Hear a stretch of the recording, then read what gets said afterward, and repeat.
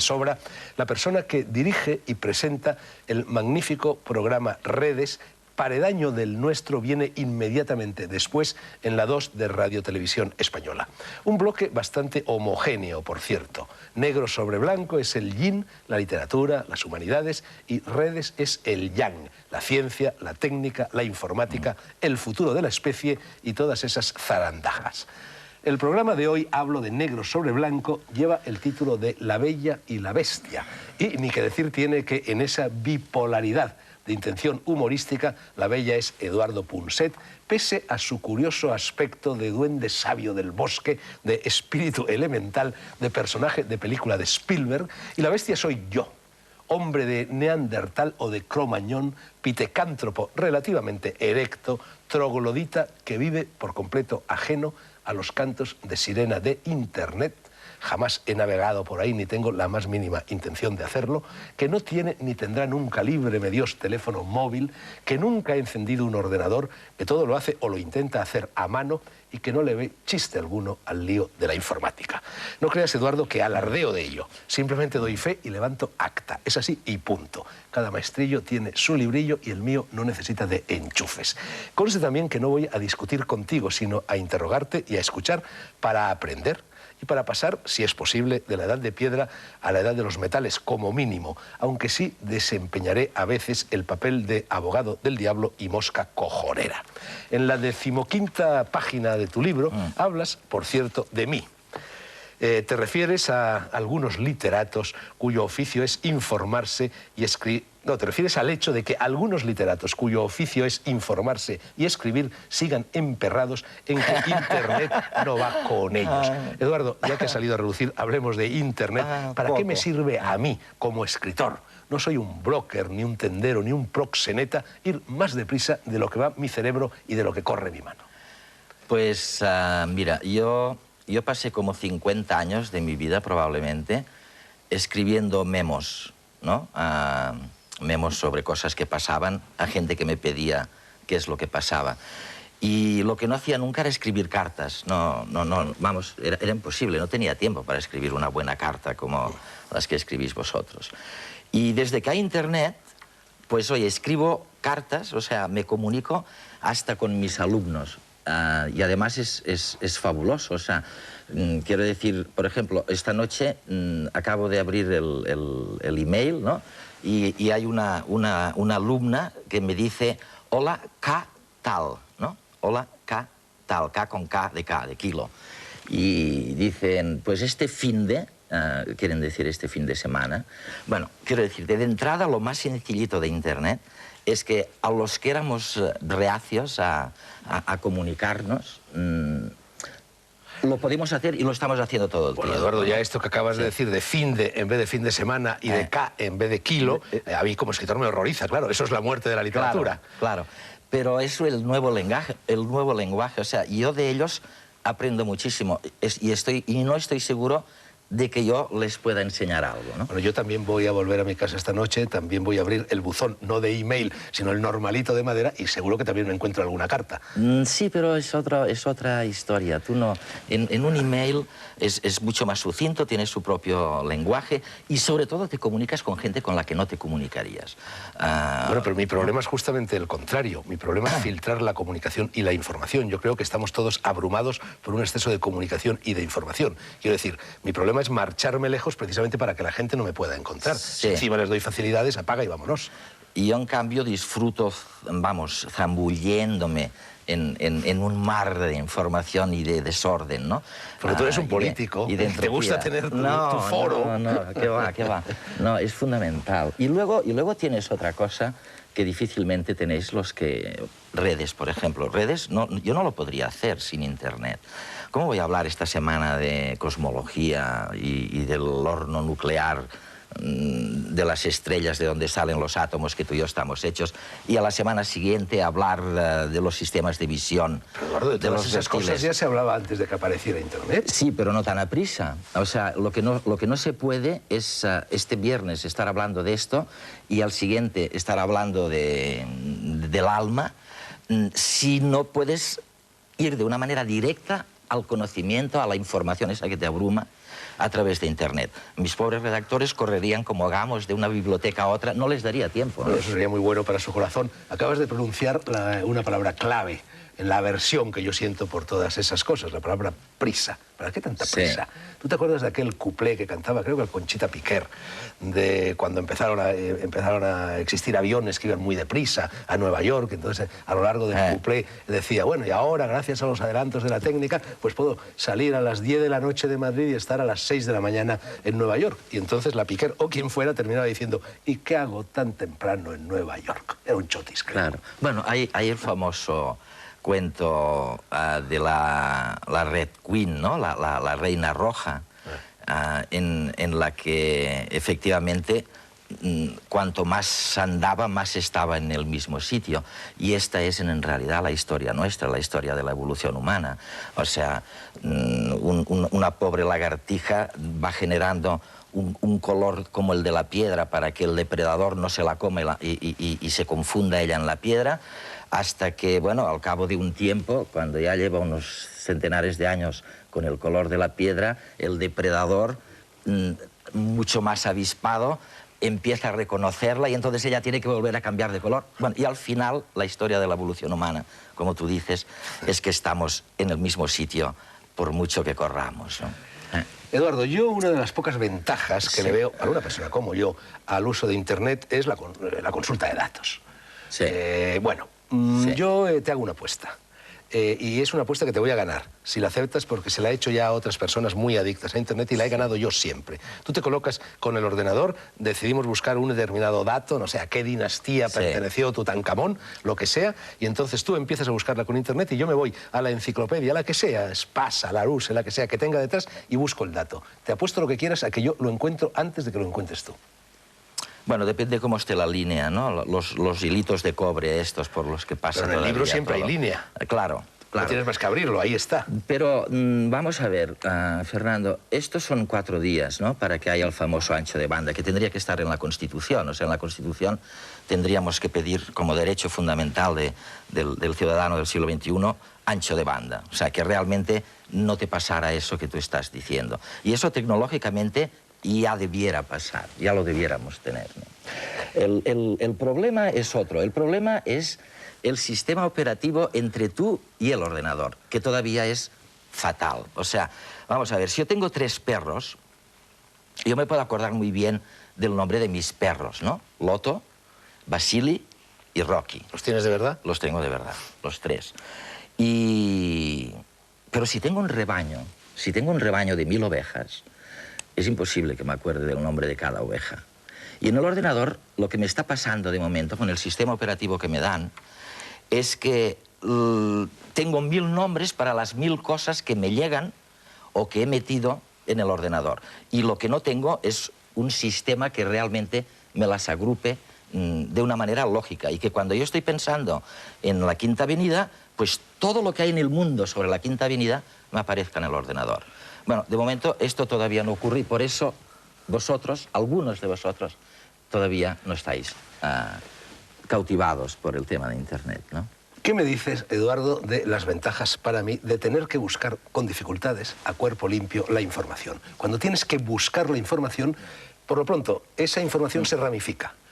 Te vas a lugares insospechados, tienes nuevas ideas, encuentras cosas que no estabas buscando. Y hay además una gimnasia cerebral importante. Por ejemplo, en las iniciaciones de carácter religioso, de carácter cognoscitivo, en definitiva, del mundo antiguo, se le colocaban al adepto, al catecúmeno, una serie de dificultades precisamente porque, como dicen en la India, la verdad es la búsqueda de la verdad. Sí, bueno, Einstein decía algo muy parecido, ¿no? Fíjate, y Einstein decía: los grandes descubrimientos realmente son el fruto de una intuición.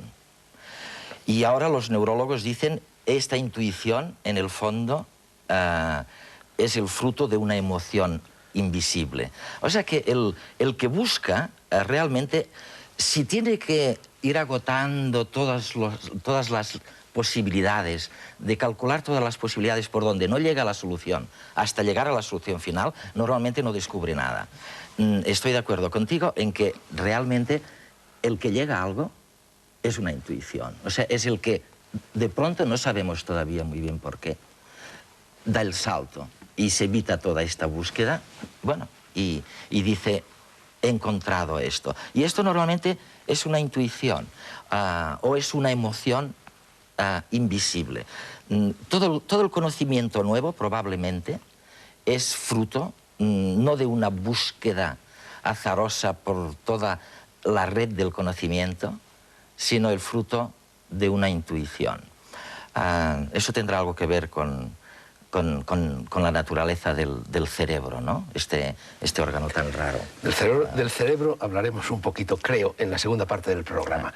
¿No hay en todo esto, Eduardo, un creciente proceso de infantilismo de la sociedad y de la humanidad? Te lo pregunto, por ejemplo, pensando en el deporte. El deporte lo invade todo y el deporte es muy infantil, al menos el deporte competitivo, ¿no? El deporte como espectáculo. Los juegos, precisamente en Internet y en la informática, pues la presencia de los llamados videojuegos es muy importante. Todo este sistema de televisión cara al público que se hace ahora, los concursos, la gente parece como si hubiera regresado a la infancia. Los parques temáticos es también un regreso a la infancia. ¿No hay infantilismo, insisto, esa es la pregunta en todo esto? Bueno, el amor es un regreso a la infancia, ¿no? A la adolescencia. A la infancia, ¿no? Es la dependencia, la necesidad del ser amado, ¿no? Mamá, ¿dónde estás, no? Todo ha ocurrido en la infancia. Y este es uno de los grandes consensos planetarios de los últimos años, movidos por los neurocientíficos también, ¿no? Realmente... ¿Tú has visto? No seas sofista, ¿eh? Estás trasladando mi pregunta a otro orden de cosas. No, porque ¿sí? Un niño adulto pues no es muy simpático y un adulto niño parece un poco estúpido, ¿no? Yo creía que los niños eran simpáticos hasta que con el sistema educativo los hacían insoportables y los transformaban en hombres, ¿no? No, el niño, antes de ser educado, es simpatiquísimo. El problema es el proceso educativo que los transforma luego en algo rarísimo. Pero lo que yo te quería decir es que realmente, si miras fotografías de circuitos neuronales cuando el bebé acaba de nacer, están en blanco, son como dos barritas sin conectar. Y cuando miras esta misma fotografía 6 meses después, hay ya cantidad de trazos negros. Cuando naces, ¿tú te acuerdas del día que naciste? Sí.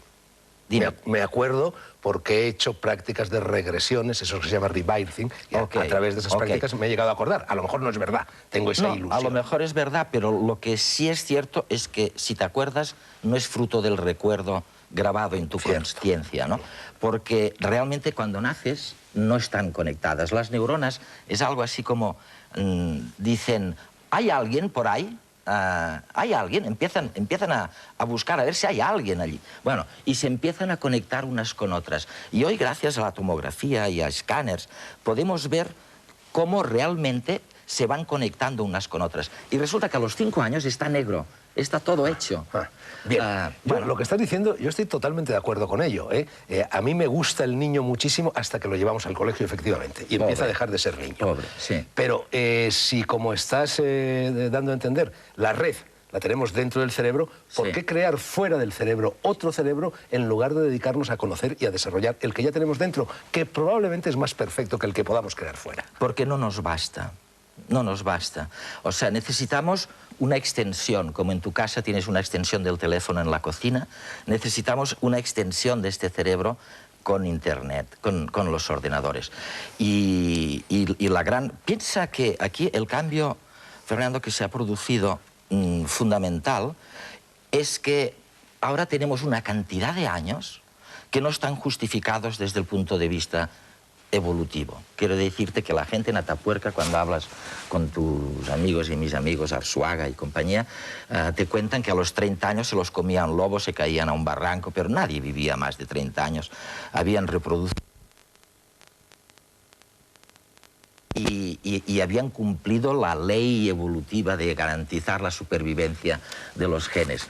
Pero resulta que ahora nos dice la Organización Mundial de la Salud que mi nieta, la que tiene ahora 3 años, va a vivir 120 años. Que el 20% de los que nacen ahora seguro que ya viven 120 años. Oye, ¿qué haces de los 30 años Pero eso es a los 120 molécula. años? Si nos dijeran vas a ser inmortal, de acuerdo. Ahora, vivir 30, 50, 70, 90 años para morir luego viene a ser lo mismo. Es infinitesimal el crecimiento. ¿Tú no crees que somos inmortales? Sí, pero ahí sí que nos vamos a otro orden de cosas. Bueno, Al orden de la religión poco tiene que ver con la informática. de la física, o sea, bueno, mis átomos... Confluye la física ahora con la metafísica, una vez Mis- más, como en el mundo antiguo. Mis átomos son... O sea, mi cerebro y el tuyo... a veces hablamos del cerebro y dices, oye, casi con una actitud beata, ¿no? De decir, oye, qué esplendor, qué cosa tan rara. Pero en el fondo es una chapuza. Pero es una chapuza milenaria. Quiero decir, esto empezó hace 500 millones de años con los primeros artrópodos, ¿no? Con los primeros seres multicelulares. La masa gris de un insecto hace... Esto es para no dejar dormir, ¿eh? Hace 400 millones de años, la masa gris de un insecto era equivalente a la capacidad de cálculo que tiene hoy un ordenador. Y claro, cuando dicen, oye, qué bonito el cerebro, ¿cómo qué bonito? Pero menuda chapuza. Ha tardado 400 millones de años en crecer en las condiciones en que está ahora de empezar a pensar y todavía no sabemos nada, ¿no? Bueno, lo que yo te garantizo es que las máquinas, los ordenadores, esos que detestas, que ahora tienen la capacidad de cálculo de aquel insecto de hace 400 millones de años, ellos no necesitarán los 400 millones de años. En 25 años, en 30 años, no se lo digas a nadie, pero en 25 o 30 años tendrán la misma capacidad que tienes tú. Y el verdadero problema se planteará entonces, para los que nunca os habéis enfrentado con una máquina, porque a lo mejor es una máquina que os sobrepasa. Bueno, ya he dicho, Eduardo, que no quiero discutir, quiero solo aguijonear. Paso a otro aspecto del asunto. Lo del encapsulamiento, eso que en inglés se llama el fenómeno Cocoon. Bueno, a través de Internet, a través de la informática, no tendremos necesidad de ir al banco, no tendremos necesidad de ir al mercado o al supermercado, podremos hacerlo todo desde casa, pero lo que llamamos cultura, lo que llamamos civilización, lo que llamamos historia universal, es un fruto del salir de casa. Salir de casa significa airearte, significa encontrar nuevas cosas, es decir, la vida es el arte del encuentro, hay que ir al mercado. Yo y probablemente tú también, o cualquier viajero, cuando llegas a un país desconocido, una de las primeras cosas que haces es echarte a las calles, entrar en las iglesias, en las pagodas, en los templos, en las mezquitas, mezclarte con la gente. ¿Para qué nos sirve ese encapsulamiento? Es decir, es prácticamente una detención de la historia universal. Yo he vivido 20 años fuera de España y de esos 20 probablemente en 10 países, ¿no? Creo que es algo que mencioné una vez en un libro que se llamaba La España impertinente. Y he tenido muchas dudas, muchas veces, ¿no? Porque la gente me decía, oye, tú que has viajado tanto, que has conocido tanta gente, debes tener una visión del mundo mucho más rica, mucho más...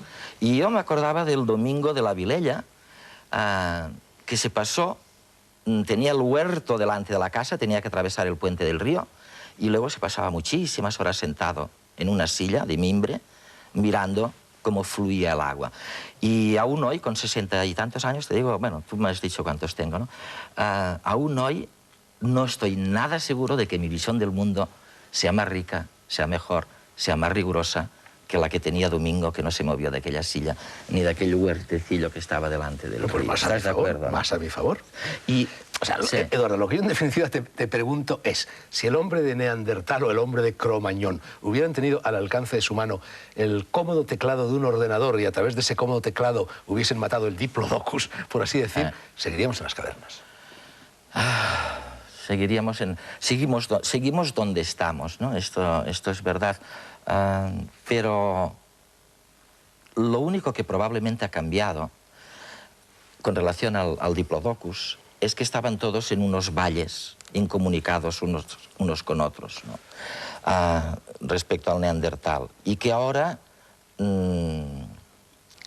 primero a través de la imprenta, ahora a través de Internet, tú y yo tenemos la posibilidad de hablar con el tío del valle de al lado, que el hombre del Neandertal no tenía. A lo mejor el hombre de Neandertal no había perdido aún la capacidad telepática de la cual conservamos algún vestigio los seres humanos y también los animales. Sí, eso sabes que están Sheldrake y compañía, ¿no? Diciendo que... La resonancia morfogenética, los campos de resonancia mórfica. Es lo de siempre, no hay ninguna cuestión realmente resuelta, ¿no? Porque yo ahora te estoy abogando por por la globalidad, que eso tiene que tener un impacto, un enriquecimiento. Pero por otro lado, fíjate en la biología, ¿no? Lo primero que es imprescindible para que haya vida es una membrana. O sea, cuando la primera alga sale del mar y intenta arraigarse en la tierra, lo primero que hace es crear una membrana, una corteza que la proteja, que la aísle. Y nosotros, las células, bueno, no hay una célula hasta que no hay una membrana, y no hay una ciudad hasta que hay una muralla, y no hay... Oye, es verdad. Yo, por ejemplo, cuando dices que necesitas tanto hablar con la gente, yo he pasado miles de noches, esta noche, en el hotel de Madrid, cenando solo, reflexionando en una mesa con 4 papeles, poniéndome a cavilar. Yo no he dicho que necesite hablar. Yo me he ido a vivir a un pueblo de 10 habitantes. Claro. A mí hablar me horroriza. He dicho que necesito encontrarme, fundirme con la vida, irme a la taberna y escuchar a lo mejor lo que dice la persona que está al lado. No forzosamente que yo hable con ella.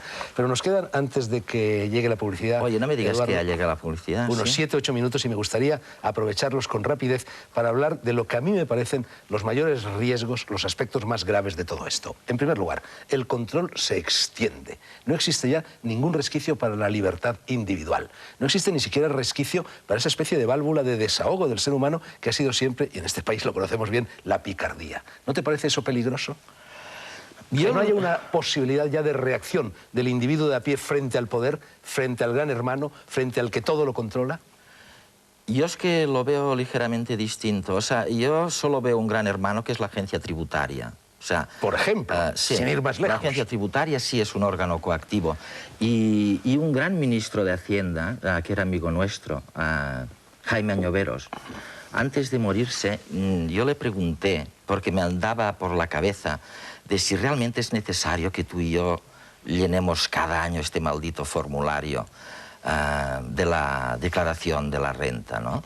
Y un día le dije, Jaime, y era, fíjate, 15 días antes de que se muriera, Jaime, ¿tú crees, tú has sido ministro de Hacienda, ¿tú crees que es absolutamente necesario? Si lo saben todo, claro. ¿Para qué vamos a llenar este papelajo, no? Y me dijo, pues no, no es necesario, pero eso mantiene una cierta coacción, ¿no? Le recuerda al individuo que depende, que está controlado. Pero si sacas esto, estamos caminando hacia un régimen totalmente distinto del de Huxley. O sea, estamos caminando justamente que yo, persona anónima, excepcional, en un valle puedo comunicarme con un tío en Australia y puedo pasar... Yo hoy puedo pasar de leer la prensa, de escuchar el parte, como decía mi padre, ¿no? No sé, cuestión de sensibilidades o de modos de vida. Yo me siento cada vez más ahogado, me ahogo, literalmente, Eduardo. Pero bueno... Pero te ahoga la falta de esplendor, que es otra cosa. Quizá tiene bastante relación también con esto, ¿no? Antonio López, en tu libro. Claro. Bueno, segundo riesgo, a mi modo de ver, gravísimo. La sustitución de lo real por lo virtual. Lo cual, entre otras cosas, es una imposibilidad, una contradicción in terminis, porque te vas al diccionario y te explica que lo virtual es lo opuesto a lo real y a lo efectivo. Es lo que va de lo vivo a lo pintado. Tú fíjate que en las religiones antiguas o no antiguas, en las religiones modernas, en el propio cristianismo, la imagen del maligno, la imagen del mal, se identifica con el sucedáneo, con la sustitución. El diablo se le aparece a San Antonio transformado en una hermosa mujer y lo engaña. Quien cree, por ejemplo, que a través de Internet está haciendo el amor o está visitando el Museo del Prado es, en definitiva, un loco, porque confundir la realidad con la irrealidad y lo virtual es irreal es la locura.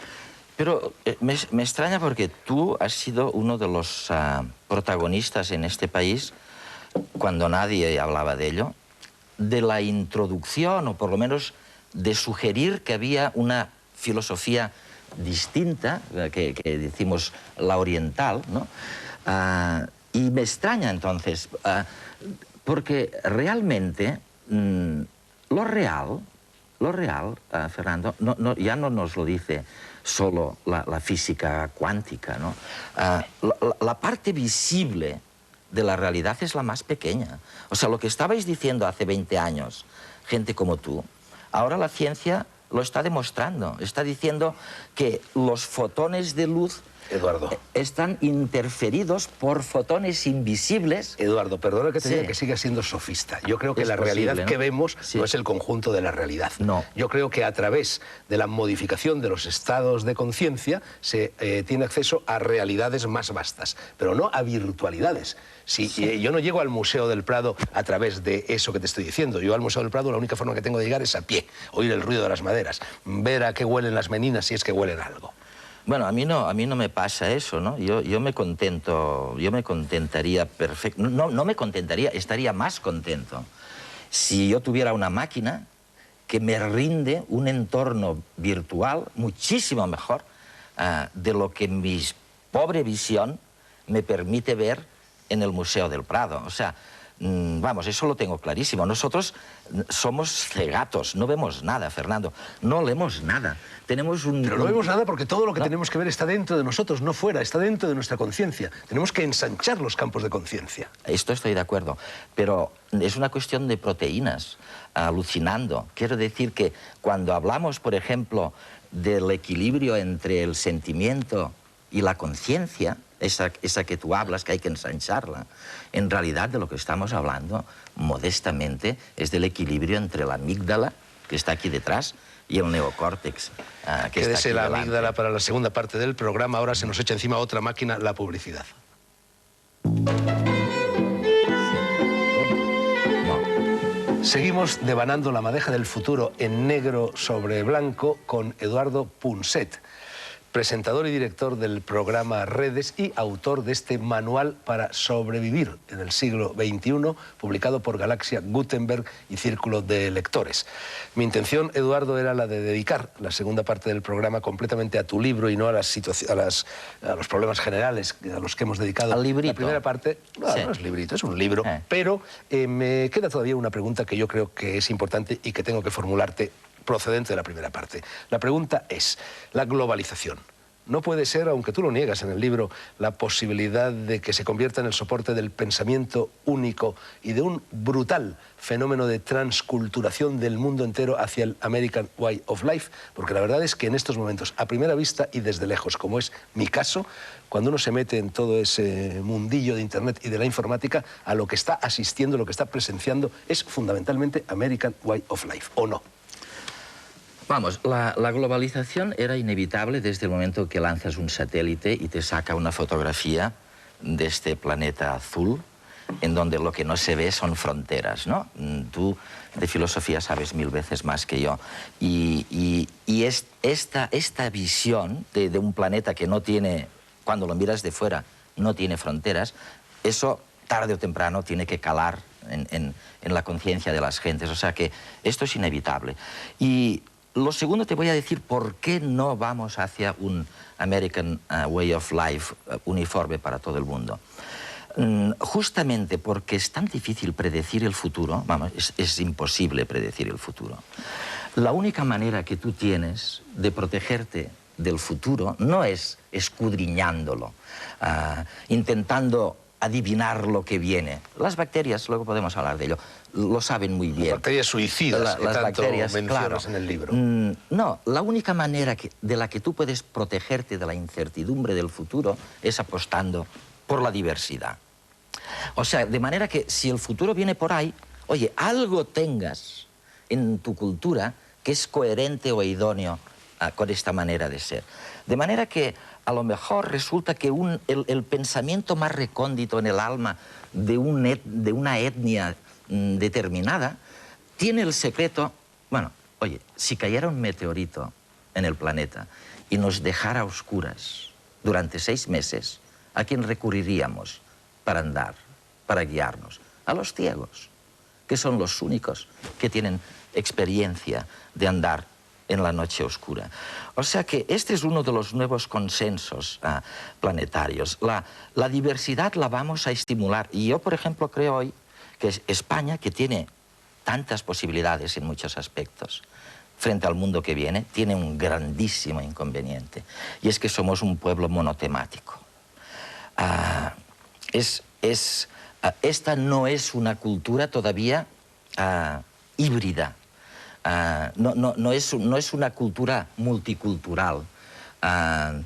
estamos, y yo creo que de las grandes ciudades del mundo que hoy están innovando, Nueva York y Londres lo están haciendo justamente porque ya son sociedades diversas, multiculturales, multiétnicas.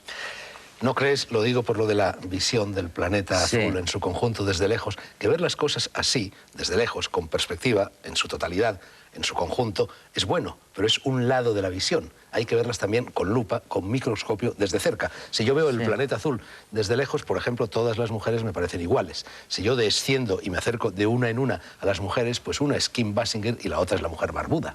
Sí, bueno, esto es un fenómeno de la física que es conocido. Quiero decir, son las mismas leyes físicas, pero qué duda cabe que hay una manera de comportarse de lo grande entre lo que estamos. Probablemente los humanos estamos en la mitad de eso, ¿no? Y lo atómico, lo diminuto. Y lo atómico y lo diminuto se comporta de una manera distinta a cómo se comporta lo grande, lo gigante.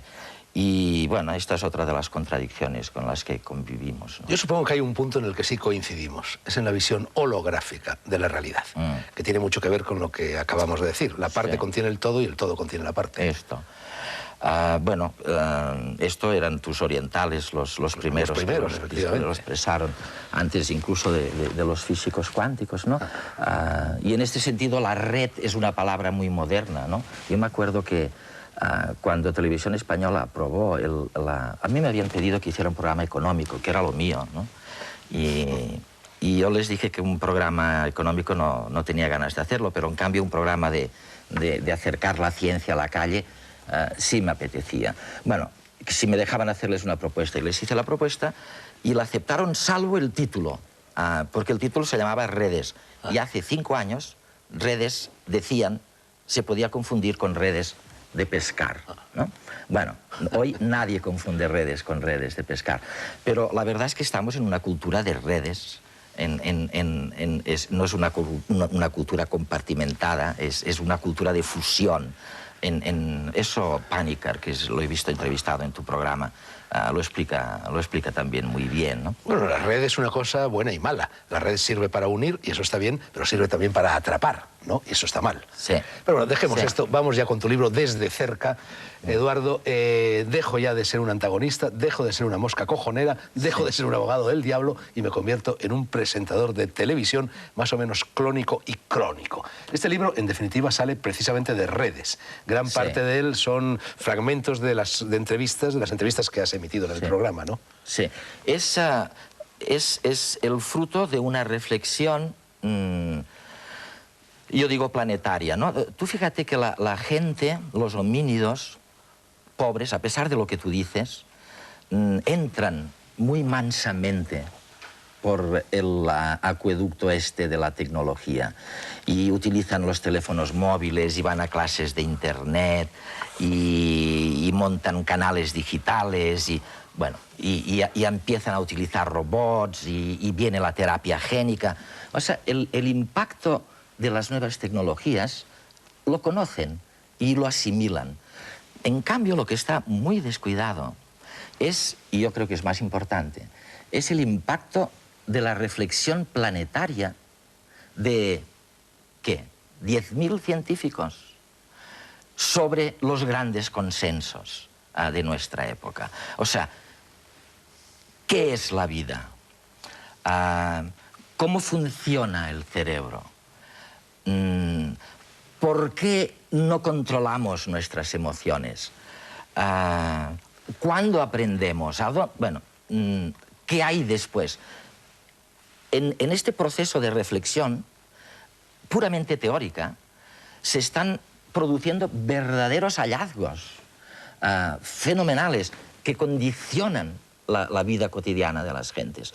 Y este apunte, que este libro realmente son unos apuntes para que mis amigos sepan en qué estoy pensando.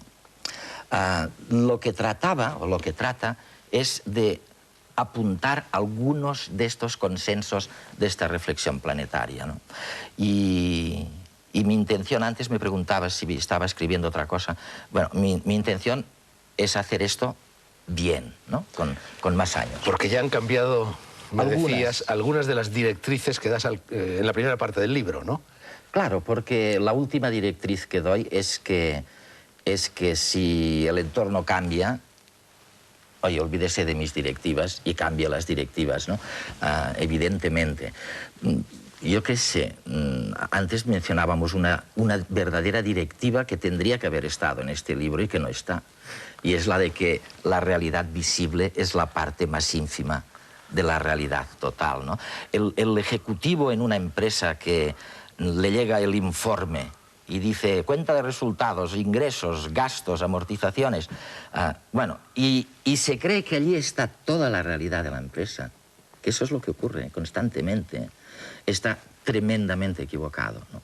Aquella es la parte visible y probablemente si quiere impulsar, si quiere crear, si quiere bueno, adelantar, empujar un proyecto, no se debe olvidar de que, aparte de esto, hay muchas otras cosas, ¿no? Bueno, yo creo que lo mejor es que vayamos leyendo las 7 directrices que das y hasta donde lleguemos, llegamos. Okay. Voy a leer enseguida la primera, Eduardo, pero antes te quería preguntar, hay una cosa que salta a la vista cuando se lee este libro, que salta al oído, que salta a todo, y es el sentido del humor que lo impregna. Yo la verdad es que a veces leyéndolo casi me reía a carcajadas.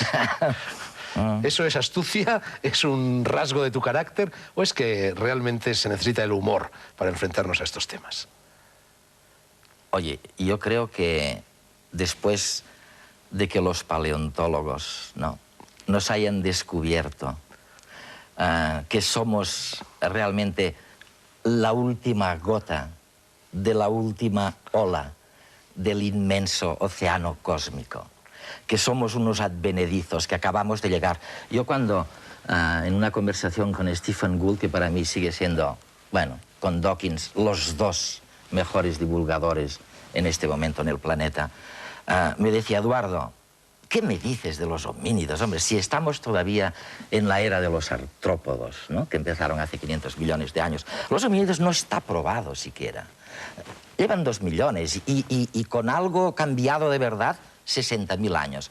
Seguimos estando en la era de los artrópodos. Bueno, pues si alguien, después de este consenso planetario, cree que es el más inteligente del mundo, el más fuerte, el más rico, el más sabio, pues hay que reírse, ¿no? Y yo creo que esta concepción geológica del tiempo es la que me hace reírme un poquito de mí mismo y del universo, ¿no?, que se va enfriando, entre tanto diga yo lo que diga, ¿no? Usted, señor artrópodo, dice Sí. en la primera parte del libro, avisa al lector de que lo mejor sería aplicar el método socrático de la ironía, la mayéutica y todas estas cosas y dejar las directrices que tú has colocado al principio al final. Sería mejor leer el libro y luego leer las directrices. Me temo que no te van a hacer mucho caso y que todo el mundo, lo mismo que he hecho yo, va a leer las directrices primero, ¿no? Claro, por eso las puse, ¿no? Sí. Podríamos haber hecho el ejercicio de mostrar las contradicciones, me habría gustado, pero probablemente habría necesitado más tiempo, ¿no?, para que el propio lector fuera llegando por sí mismo a las conclusiones. Bueno, yo he dicho directriz, tú las llamas directivas. Yo las llamo Tanto directivas por la historia de la Comunidad Europea. Sabes que uno de los grandes errores de mi vida fue estar en la política oficial un rato, ¿no? Y yo era ministro de esta cosa de... Un rato llegaste a ministro, pero bueno. Bueno, pues de relaciones con las comunidades europeas. Y allí una palabra sacrosanta son las directivas, ¿no? Bueno, pues entonces, directivas o directrices, como recuerdo, te leo la primera y las vas glosando. Si el lector no quiere desentonar en el próximo milenio, se comportará con una gran humildad y respeto hacia los demás, preguntando por la ubicación de las calles, como hacen los extranjeros cuando llegan a una ciudad que los demás han diseñado. Claro, es exactamente lo que te estaba diciendo, ¿no? Es paradójico que la mayor contribución venga de la mano de los paleontólogos, que son gente que se pasa la vida estudiando fósiles de hace 500 millones de años, ¿no? Pero son justamente los que nos han dado esta perspectiva. La pintura en el Renacimiento, cuando de pronto hay alguien, no sé quién, de aquellos pintores, que descubre la perspectiva, revoluciona la pintura. Yo os digo, sacan al toro de la piedra de la cueva y le dan esta perspectiva, esta profundidad, estas 3 dimensiones. Bueno, esto es lo que han hecho a los paleontólogos con nosotros, ¿no? Y cuando te dan esta perspectiva, pues oye, ¿cómo no vas a ser humilde, ¿no? Sobre todo y tolerante, ¿no? Antes hablábamos de la diversidad. Claro, la diversidad, Fernando, como tú sabes muy bien, no puede cuajar si no eres tolerante. O sea, el problema de que no haya la diversidad necesaria todavía es que no hay suficiente tolerancia. La gente no tolera que otro hable otro idioma, que otro piense de otra manera. Y 3/4 partes de la humanidad siguen en guerra. Entre paréntesis, una cuestión léxica y semántica. A mí me preocupa lo de moda que se está poniendo la palabra tolerancia, porque en la tolerancia hay siempre algo de desdén. Uno tolera lo que es diferente. A mí me gusta más la palabra respeto. ¿No deberíamos ser respetuosos en vez de tolerantes? Yo te diría cariñosos. Incluso. Más, ¿no? Sí. Bueno, segunda directiva, Eduardo. Nada es posible en el cortísimo plazo y todo o casi todo lo es en el largo plazo. Exactamente al revés de lo que pensaban los homínidos hasta el final del segundo milenio. Pero claro, es que los homínidos hasta el final del segundo milenio, por ejemplo, cuando les hablabas de inmortalidad, pensaban inmediatamente en la inmortalidad de la propia identidad. Otra inmortalidad no les interesaba. Entonces, ¿en qué medida este larguísimo plazo puede realmente influir en las conciencias y modificar las conductas del hombre de este tercer milenio? Bueno, nosotros somos el fruto de la evolución, ¿no? Eso estamos todos de acuerdo. Y una de las características básicas de esta evolución chapucera es que toma mucho tiempo, ¿no? Es que nada se puede improvisar en 2 segundos, que sea bello. A mí me gusta recordar, yo siempre digo, me dicen, ¿qué época te habría gustado vivir, ¿no? Y digo, oye, hay un momento en la historia de la evolución que me habría gustado realmente vivir. Y es 300.000 años después del Big Bang, cuando el universo era absolutamente oscuro porque era un caldo hirviendo en el que los fotones chocaban contra partículas electrizadas y por lo tanto no podían traspasar el espacio. Pero hubo un momento cuando aquello se enfrió ya un poquito y se formaron los núcleos de los átomos y atrajeron a los electrones, en que los fotones pudieron andar a sus anchas. Oye, y hubo un momento en el que de pronto se hizo la luz en el universo, ¿no? De pronto lo que era opaco fue transparente. Bueno, qué gozada, ¿no? Lo que pasa es que no había nadie para Es como cuando en el cine se enciende, se ilumina la pantalla, ¿no? Igual, ¿no? Tú vas más lejos que yo, porque yo suelo decir con gran escándalo de los que me escuchan que si se me permitiera escoger el momento de la historia en el que hubiera preferido nacer, es el Paleolítico. Yo esa sensación del hombre de las cavernas que sale con la clava al hombre y encuentra un mundo totalmente desconocido, para mí eso es tremendamente incitante. Pero tú tienes una ventaja, porque lo tuyo está al lado, o sea, a 4 metros de aquí hace nada. Corrían bisontes lanudos a centenares, ¿no? Mi momento está un poco más atrás, ¿no? Bueno, la tercera directiva me limito a leerla porque prácticamente creo que ya la has comentado. Dice, el largo plazo no se prepara previéndolo, sino optando por la diversidad, y esta depende del grado de tolerancia imperante en la sociedad, de tolerancia o de respeto, ¿no? Sí. Bueno, cuarta directiva. Concentrar los pensamientos y la acción en el quehacer inmediato. Lo único relevante es el aquí y el ahora. Lo decían los paganos, lo decía Buda, lo ha dicho siempre el pensamiento oriental, el hic et nunc, pero esto, en cierto modo, Eduardo, contradice la segunda directiva. Claro, totalmente. Pero lo que pasa es que para la segunda directiva yo les he sugerido una solución, y era el que apostaran por la diversidad. Es decir, yo les he dicho, oiga, no se rompan los cascos imaginando lo que va a venir, apuesten por la diversidad, de manera que venga por donde venga, estén preparados. Resuelto este tema, oiga, resuelto este tema, concéntrense en el aquí y en el ahora, porque al final es lo único que hay. Y para eso tenemos 2 cosas, el conocimiento genético, el que hemos heredado, el que ahora permite que sin yo darme cuenta mi estómago vaya digiriendo el cortado y croissant de la mañana, y luego el conocimiento neuronal del que hablábamos antes, ¿no? El conocimiento que fabricamos nosotros mismos con estas proteínas alucinadas, subproducto de un DNA remoto, y que ahora lo están mirando y diciendo, cuidado, que te voy a meter mano. lo comento, leo la quinta directiva, Sí. existen indicios más que suficientes para desistir de transformar el mundo y de ocuparse seriamente, en cambio, de uno mismo. Yo estoy totalmente de acuerdo. Esto contradice mucho aquellos escarceos, por ejemplo, con las ideas comunistas que tú, yo y tantos otros tuvimos en nuestra juventud, ¿no? Sí. Bueno, es otra manera de ver las cosas, ¿no? Pero qué duda cabe que el siglo XXI, este siglo que empieza, o este milenio, como tú dices, el tercer milenio, va a ser el de la autocuración, ¿no? El de buscar en uno mismo resortes que nos han escondido absolutamente.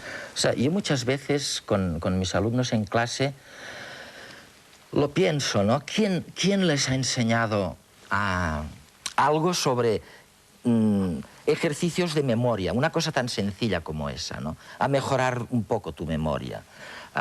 ¿Quién les ha enseñado a controlar un poco? ¿Quién les ha enseñado a meditar? Bueno, nadie enseña todo esto. Y si tomas el mundo de los fármacos, pues va a ocurrir exactamente lo mismo, ¿no? Ahora nos pasamos fabricando con patentes fármacos que se parecen a las sustancias naturales que el propio cuerpo segrega para protegerse de la adversidad, ¿no?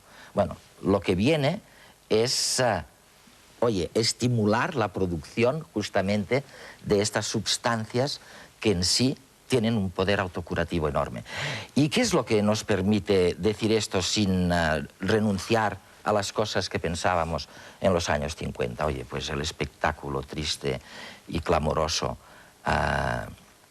de la solidaridad colectiva, que ha dado de sí desastres, exterminios y sufrimientos sin fin. O sea, hoy por hoy no está probado que del esfuerzo individual, generoso, pero individual, no salga algo más bello, no va a ser muy difícil, de lo que fabricamos con los designios de la solidaridad colectiva, ¿no? Y otro inciso y otra vuelta atrás.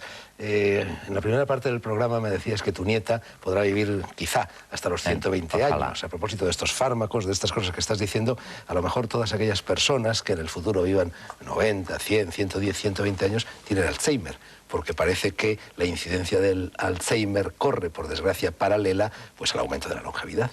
Sí, bueno, pero mira, yo tengo un amigo en Estados Unidos que se llama Lee Silver, que es un genetista, y me dice, siempre me dice, Eduardo, no tenemos ningún interés en decirle a la gente cuán rápidamente se van a producir los cambios, porque nos correrían a palos seguramente, ¿no? Pero con el tema de la terapia génica, por citarte un solo instrumento, estamos obviamente en la vía para poder liberar a la humanidad de estas esclavitudes milenarias, ¿no? Hasta ahora nosotros tenemos un sistema curativo, farmacológico, que lo que hace, por ejemplo, si a mí me duele una muela, me trago una aspirina, se me llena el cuerpo de aspirina, I keep my fingers crossed, que dicen los americanos, con la esperanza de que algo de aquello le llegue a la muela dolida, ¿no? Bueno, la terapia va a ser totalmente distinta, no vamos a poder ir directamente a la muela. Y por lo tanto, estos grandes desafíos en la comunidad científica no podemos dar las campanas al vuelo todavía, pero sabemos que estos son problemas que se podrán solucionar. Que Dios y los ordenadores te oigan, Eduardo. Yo tengo un poco la sensación de que en esto de la medicina, cuando se tapa un agujero, se abre otro. Dejémoslo. Sí. Sexta directiva, no se puede olvidar nunca que incluso las acciones y los pensamientos aparentemente más sofisticados y altruistas están condicionados por el instinto básico de la supervivencia. Con eso regresamos y llegamos otra vez al cerebro, a esa famosa amígdala, la parte más primitiva del cerebro, el cerebro reptiliano, que al parecer, se dice en el libro, no solo condiciona muchas de nuestras emociones y de nuestras reacciones negativas ante la realidad, sino que prácticamente no podemos entrar en él desde el sistema límbico y desde el neocortes, que serían las capas superiores más recientes del cerebro. Afortunadamente, ¿no? Por eso hemos sobrevivido y por eso estamos aquí hoy reflexionando. Gracias a que, en contra de lo que creían muchos científicos, el cerebro no es un trasto compartimentado en el que cada pedacito cumple una función determinada, sino que es lo que llaman un órgano integrado, ¿no? Y la amígdala, bueno, la amígdala, tú sabes que es, oye, tú vas por una acera, se te ocurre ir a cruzar la calle y de pronto oyes un ruido, algo extraño, que es lo mismo que oías tú hace 60.000 años cuando una pantera estaba a punto de lanzarse sobre ti desde la copa de un árbol y te echas para atrás, pasa el autobús y te ha salvado la vida. Tu neocórtex, tu consciente, ni se ha enterado de esto. Es la amígdala la que te ha hecho sobrevivir. Pero es buenísimo que la amígdala esté presente siempre. Y entonces hay dos, digamos, moraleja o dos conclusiones de esto. Primero, cuando usted juzgue o evalúe a alguien del mundo de las ideas o del mundo del trabajo, no se olvide nunca que este homínido tiene la amígdala forzosamente trabajando para que él sobreviva, ¿no? Y luego el todo es conseguir un cierto equilibrio entre el ánimo de supervivencia, digamos, y el ánimo de riesgo, de creatividad, de innovar. Yo a veces pienso, por ejemplo, que cuando nuestros jóvenes se matan en las carreteras con las motos, son víctimas de un desequilibrio que todavía no se ha establecido entre el ánimo de gusto por la velocidad, de innovar, de crear, que le exige el neocórtex, y el ánimo de supervivencia que le exige la amígdala, ¿no? Pero todo esto que estás diciendo tiene, evidentemente, y tú lo has señalado, su lado bueno, pero también su lado malo. El lado malo es que hagamos lo que hagamos, a pesar de Internet, la informática y el maravilloso futuro que, en tu opinión, se nos prepara, sí, va a seguir habiendo guerras, va a seguir habiendo violaciones, va a seguir habiendo terrorismo, va a seguir, en fin, habiendo todas esas lacras del mundo contemporáneo, y no solo del mundo contemporáneo. Eso depende de cómo evolucione el cerebro en su conjunto, ¿no? O sea, cerebro lo tienen los que necesitan cerebro. Las plantas no lo necesitan para nada, ¿no?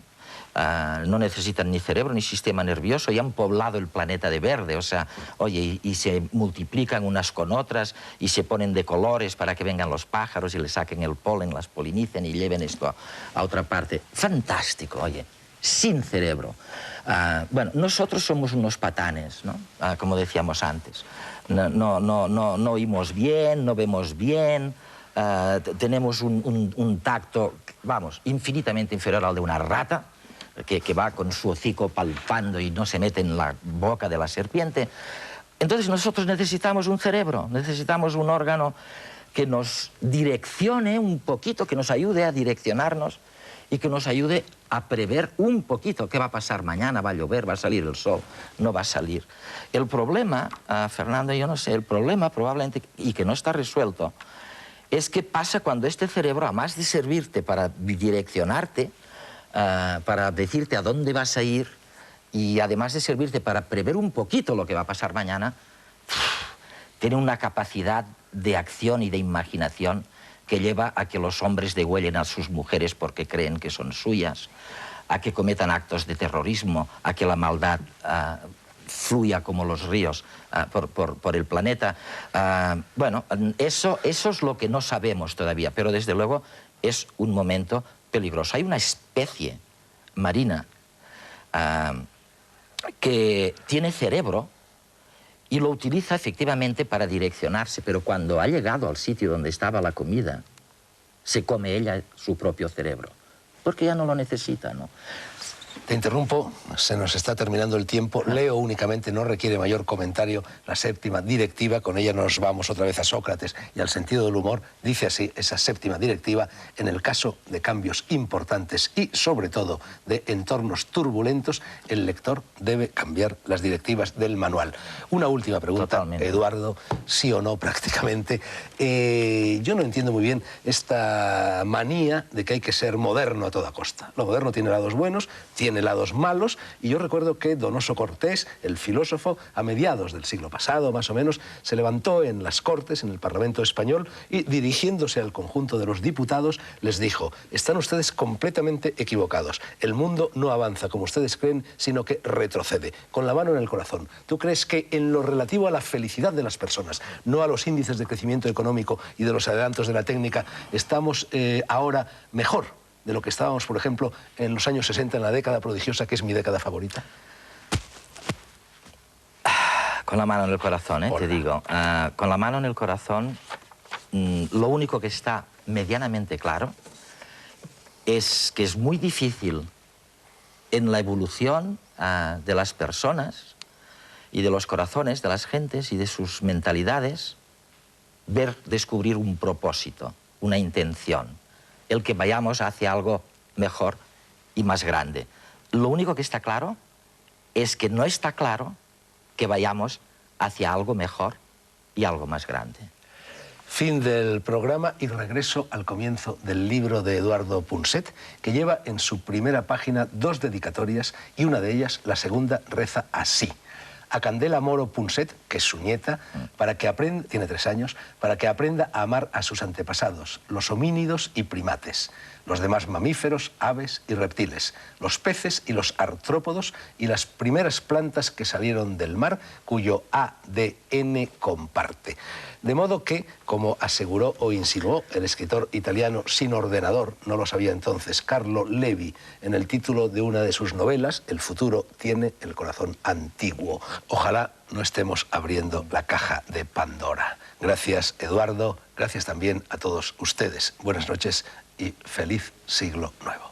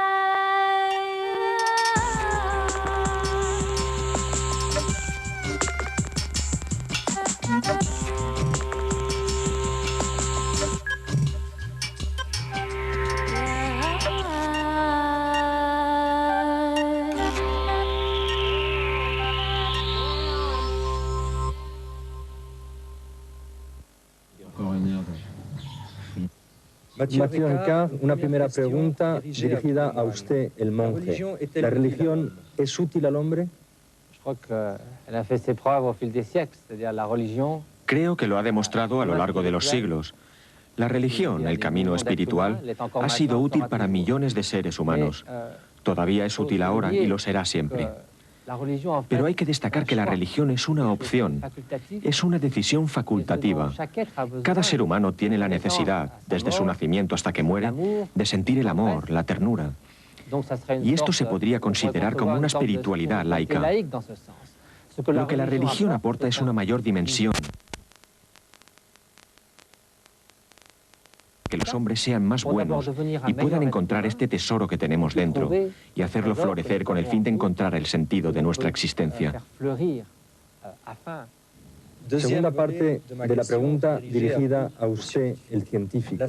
¿La ciencia es útil al hombre? Bien, la ciencia, por supuesto, aporta un conocimiento de gran valor sobre la naturaleza del mundo de los fenómenos, el funcionamiento de nuestro cuerpo, cómo se ha formado todo. Pero no hay que olvidar que la ciencia nunca ha tenido por finalidad conducirnos hacia la sabiduría y proporcionar un sentido a nuestra existencia humana. La ciencia no puede conseguirlo. Nos damos cuenta de que la ciencia no puede responder a ciertas preguntas. La ciencia sirve para conseguir un objetivo, conocer el mundo de los fenómenos. O sea que hay que valorar la excelente contribución de la ciencia, pero no esperar de ella aquello que no puede aportar.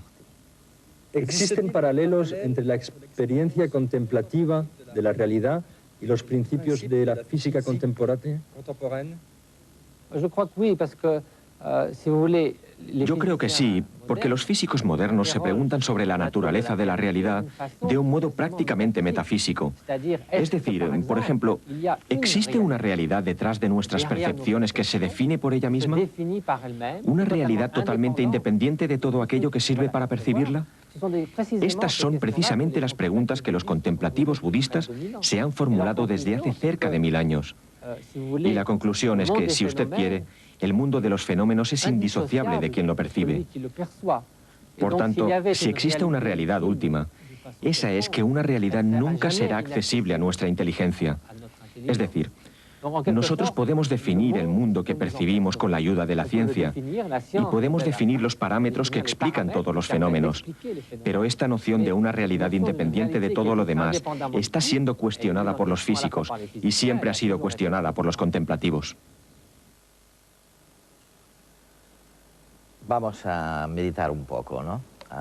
Siguiendo al monje, sobre el espíritu del nuevo milenio, este que acaba de empezar. Fernando, bienvenido al recinto de la ciencia, o de la comprensión pública de la ciencia. Oye, dicen que es la nueva religión. ¿La ciencia? La ciencia. Bueno, ya lo fue en la antigüedad.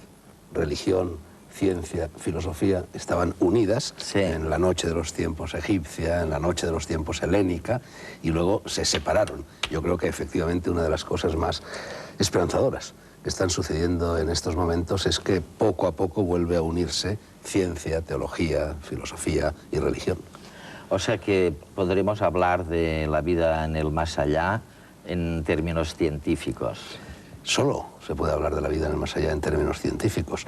Lo demás es fe, y la fe es siempre superstición. Yo no creo en nada. Yo únicamente acepto aquello que verifico. Desde ese punto de vista, cuando se habla de religión, como oíamos hace un momento, yo señalaría que hay dos grandes tipos de religiones y la una no tiene nada que ver con la otra. Lo que se llama religión exotérica, con X, y religión esotérica, con S. La religión exotérica es un tipo de religión basada en unas sagradas escrituras y que te exige la creencia, la fe ciega en lo que dicen esas sagradas escrituras.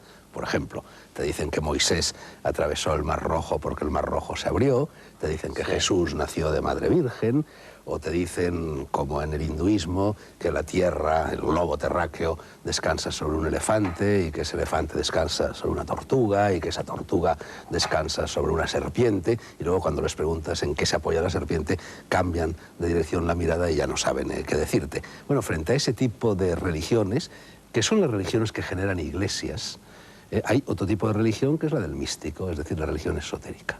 El místico es un señor que actúa como un científico. Tiene un laboratorio que es su propia conciencia y a través de una serie de experimentos, como la meditación, como el ayuno, como la soledad, como la ingesta de determinadas sustancias enteogénicas, es decir, los caminos son infinitos, provoca modificaciones de los estados de conciencia, las observa y llega a conclusiones sobre la trama del universo. Ese tipo de religión es una religión, es decir, de la misma forma que no cabe hablar de una química china o una química alemana o una química americana. La química es o no es, pero cuando es la misma en todas partes. Tampoco cabe hablar de un misticismo, de una religión esotérica con ese que sea distinta. Lo que dice el místico budista, lo que dice Juan de la Cruz o Teresa de Ávila, lo que dice Ibn Arabi, lo que dice el sufí, lo que dice cualquier místico, lo expresa en un lenguaje diferente, en un ropaje diferente, pero el mensaje es exactamente el mismo. En cambio, lo que dicen las religiones exotéricas, las religiones que generan iglesias, es completamente distinto. En el hinduismo, en el budismo, la cristiana, ¿no? Cuando hablas de exotéricas, metes la cristiana... Bueno, un momento. La cristiana hay una parte, como en todas las religiones, digamos que en todas las religiones se produce un doble nivel. Una, esta religión basada en la fe, en las supersticiones, que es para el común de los mortales, y otra para aquellas personas como los místicos, como los filósofos, como los sabios, como los científicos, que han accedido a zonas pues más elevadas, digamos, del saber. Entonces, en todas las religiones existe lo que se llama un gnosticismo, una gnosis, una teoría del conocimiento. En el cristianismo existe el gnosticismo propiamente dicho, que fue el de los cátaros, que fue el de Alejandría, que fue el de los místicos cristianos, y luego en el Islam existe el sufismo, en el hinduismo y en el budismo existe el tantrismo. Todo esto serían las vertientes esotéricas, las vertientes místicas, las vertientes gnósticas de las religiones. O sea que tú te mueves, vamos, muy bien en esta frontera entre la ciencia y la religión, ¿no? ¿No ves esta historia de las dos culturas? Yo veo en científicos que entrevistamos aquí en el programa que me dan sobre grandes interrogantes que tiene la gente, ¿no? Oye, sí, ¿qué pasa después? ¿Cómo empezó todo?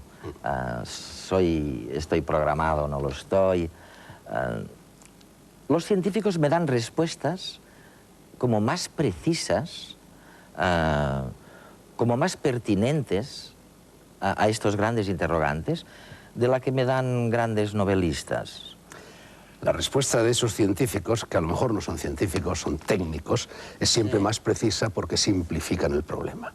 A mayor simplicidad del problema, mayor simplicidad en la respuesta. Cuando acabas de decir las dos culturas, bueno, yo creo que ahí está la madre del cordero, Eduardo. Monismo y dualismo. El pensamiento occidental es un pensamiento dualista. Hay un Dios y un demonio, hay la vida y la muerte, hay el hombre y la mujer, hay la naturaleza y el ser humano separado de ella. Y en cambio, en el pensamiento oriental lo que hay es monismo. No hay vida ni muerte. Lo que llamamos vida y muerte son fases diferentes de un mismo proceso. La Bhagavad Gita, que es uno de los textos poéticos más sublimes que jamás se hayan escrito y uno de los textos científicos más racionales que jamás se hayan escrito. Ya sabes que la Bhagavad Gita, que sería un poco el evangelio mayor del hinduismo, es un fragmento del Mahabharata, el fragmento en el cual el príncipe Aryuna tiene que entrar en combate al día siguiente con un ejército en el cual están sus primos, sus hermanos, sus amigos, y titubea. Y entonces se le manifiesta Krishna diciéndole: cada vez que la virtud del mundo mengua yo me manifiesto, y le explica los misterios del universo y le explica por qué él tiene que seguir su karma de guerrero y tiene que enfrentarse efectivamente a sus primos, a sus hermanos, a sus amigos al día siguiente, pero que no se preocupe por eso, le dice, porque lo que existe no puede dejar de existir y lo que no existe no puede llegar a existir. Vida y muerte es exactamente lo mismo. En el pensamiento occidental no se cree en esto, entonces estamos todos enfrentados. Los hombres contra las mujeres, las derechas contra las izquierdas, los obreros contra los patronos. Es un mundo de troceamiento, es decir, es un mundo no religado.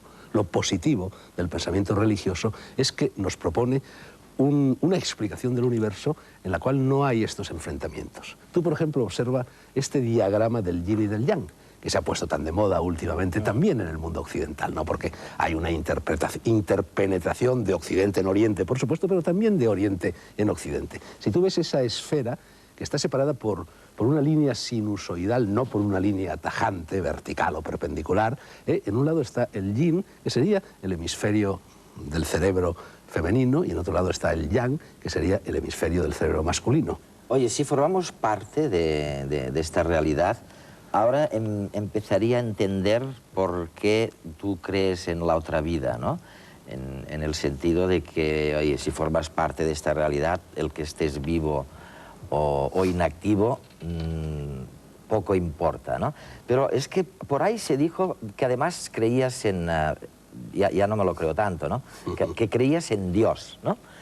Y que creías en la otra vida. Vamos a ver. Por lo pronto, yo ya te he dicho que yo no creo en nada. Verifico.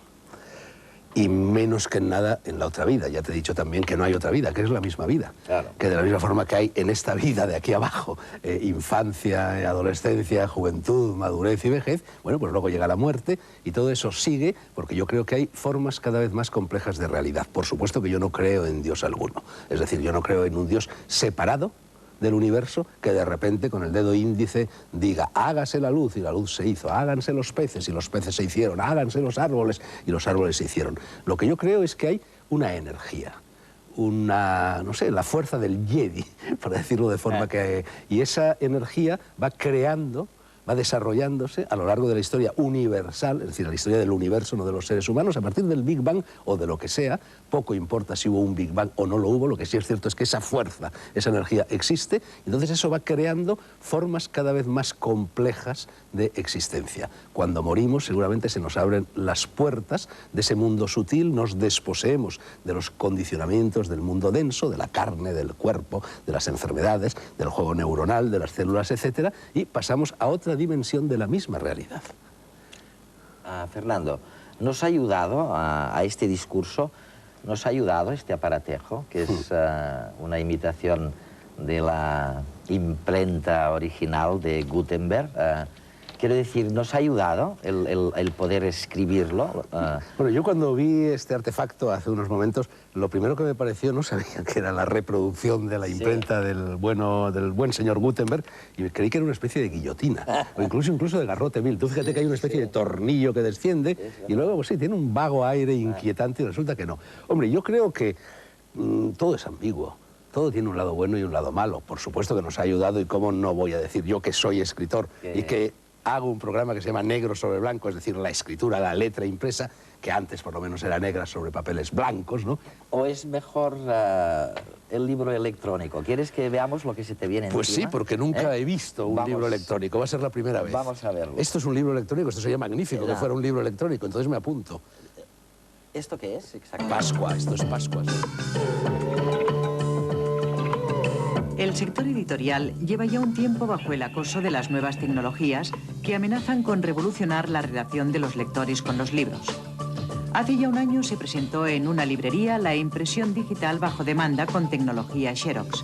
Este sistema, que permite muchas ventajas, todavía no ha abierto sus puertas al gran público.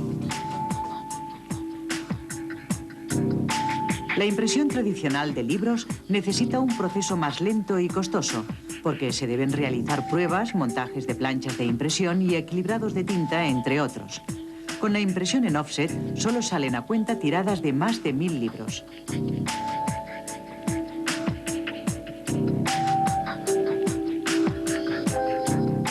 Actualmente ya hay impresoras digitales que alcanzan grandes velocidades. El sistema incluye una encuadernación propia, de tal manera que en menos de 10 minutos el libro ya está terminado. Los beneficios de este sistema son muchos. Por ejemplo, los escritores noveles, que no son rentables a las editoriales, pueden acceder al mercado. Como los costes de preimpresión y acabado se reducen, se consigue que el precio del libro sea constante y, por lo tanto, no depende del número de libros editados. La impresión digital también da ventajas a las editoriales, porque permite vender primero e imprimir después, y de esta manera se eliminarían los grandes almacenamientos y las devoluciones. Un 40% de libros publicados son devueltos a las editoriales. Otra gran ventaja es poder editar libros bajo demanda, descatalogados o que ya no tienen derechos de autor. Todas estas impresiones pueden además ser personalizadas con un diseño propio de portada, dedicatoria particular, tipo de letra, todo a la carta.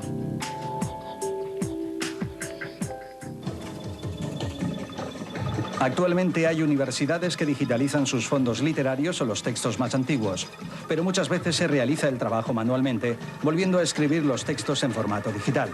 Sin embargo, la tecnología permite ya digitalizarlos directamente con un nuevo sistema de escáneres que supera a los reconocedores de textos utilizados hasta ahora. La empresa EdiVirtualBook emplea estas nuevas técnicas de impresión, edición y distribución digital en formato industrial o personalizado.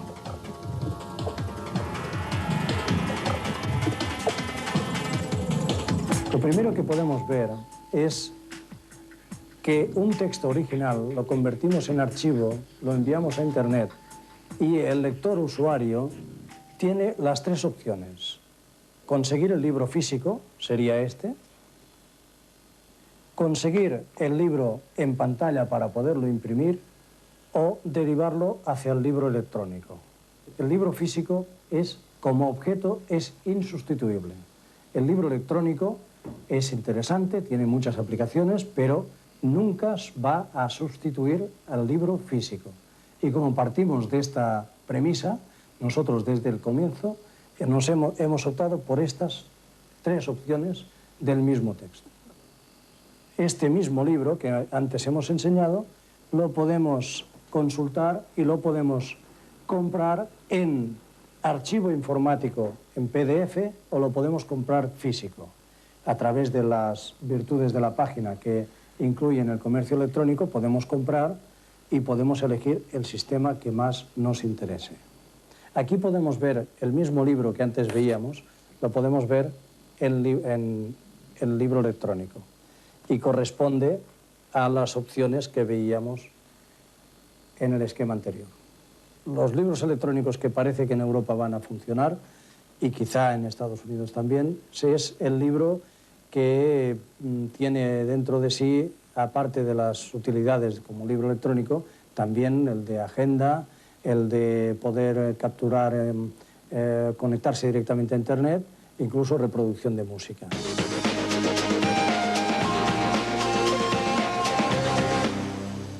Tres empresas hemos hecho un acuerdo por el cual podemos ofrecer a la industria editorial un sistema avanzado y, podríamos decir, industrial de digitalización, que consiste en capturar las imágenes del libro, en este caso, por ejemplo, El Buscón, que es un libro del cual los derechos de autor están prescritos. De aquí nos llega el archivo informático que podemos mover, el archivo Word, que se conoce, que es el estándar, y a través de él hacemos la corrección. Aquí serían las marcas de corrección, los errores que nos da el sistema, y nosotros vamos resolviendo los errores que se producen, y de ahí nos sale el texto que ya podemos derivar a Internet, podemos llevar a imprenta o podemos derivar al libro electrónico, como ahora ustedes van a ver. Este sería el Buscón ya digitalizado.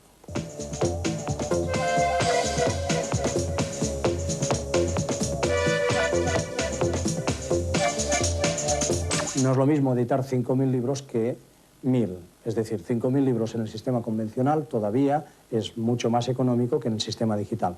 Pero también es verdad que cuando descatalogamos un libro, a veces perdemos opciones de negocio que si adaptáramos el sistema de edición y de impresión digital, podríamos continuar, podríamos alargar la vida del libro. Esto en cuanto cuando es un libro de gran tirada. Pero también cuando los libros son de corta tirada, también es muy interesante el sistema porque nos permite trabajar a unos precios muy bajos y imprimir aquello con un stock bajísimo, imprimir aquello que evidentemente sabemos que vamos a vender.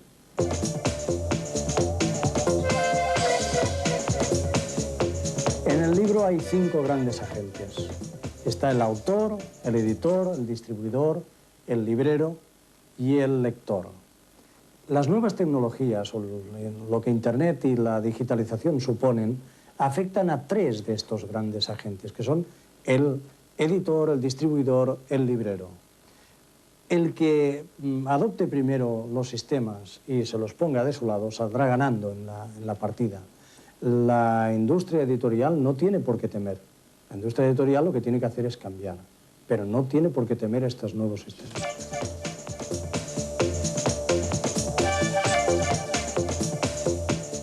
Hemos visto... Ya lo ves, por dónde van los... Ellos están apostando pero bueno, en la diversidad, ¿no? En este puñetero libro electrónico yo he visto 2 cosas muy diferentes. Una es el libro electrónico que se imprime, que en definitiva no es más que un perfeccionamiento de ese artefacto de Gutenberg. Es decir, se imprime más deprisa, se imprime más barato, se imprime con menos errores. Bueno, eso está muy bien, pero al final todo desemboca en un libro tradicional. Y luego hay el otro libro, el electrónico de verdad, ese que nos ha enseñado, que parecía una pantallita llena de transistores, chips, silicios y tal dentro. No sé si silicios o cilicios. Bueno, yo te digo, eso verdaderamente puede sustituir al libro tradicional, que es uno de los artefactos de tecnología de punta más sofisticados que jamás se hayan inventado. Ese libro, por lo pronto, yo cuando leo libros, quizá te pase a ti lo mismo, doblo las páginas para saber dónde me he quedado, anoto, subrayo, hago observaciones, todo eso no se puede hacer con un libro electrónico. El libro tradicional yo me lo llevo en el bolsillo. Mucha gente me pregunta, ¿cómo es que lees tanto? Y yo siempre les digo, yo leo porque nunca salgo de casa sin llevar un libro debajo del bolsillo. Y en el dentista, en el peluquero, en el metro, en un taxi, en una sala de espera, leo varias horas al día. Es decir, no hay tiempos muertos. Todo eso no va a ser posible con este libro que funciona con pilas. Yo, por ejemplo, muchas veces leo en lugares del mundo, no sé, un oasis del Sáhara, donde no hay electricidad. ¿Qué pasará si en el capítulo culminante de una novela, cuando la chica está colgando del ramajo sobre el abismo con un río espumajeante que se abre a sus pies, se me apagan las pilas? Todo eso son modas que jamás fraguarán, y ya lo verás como la gente sigue recurriendo siempre al viejo concepto del libro, aunque está muy bien para imprimirlo. Yo, por ejemplo, estoy seguro que a la audiencia de Redes le gustaría saber, en este milenio que empieza, creo que va por el tercero, ¿no? Bueno, el tercero desde una óptica judeocristiana. Eso, sí, como dice Paniker, ¿no? O Paniker, llevo 60.000 años, ¿no?, viviendo.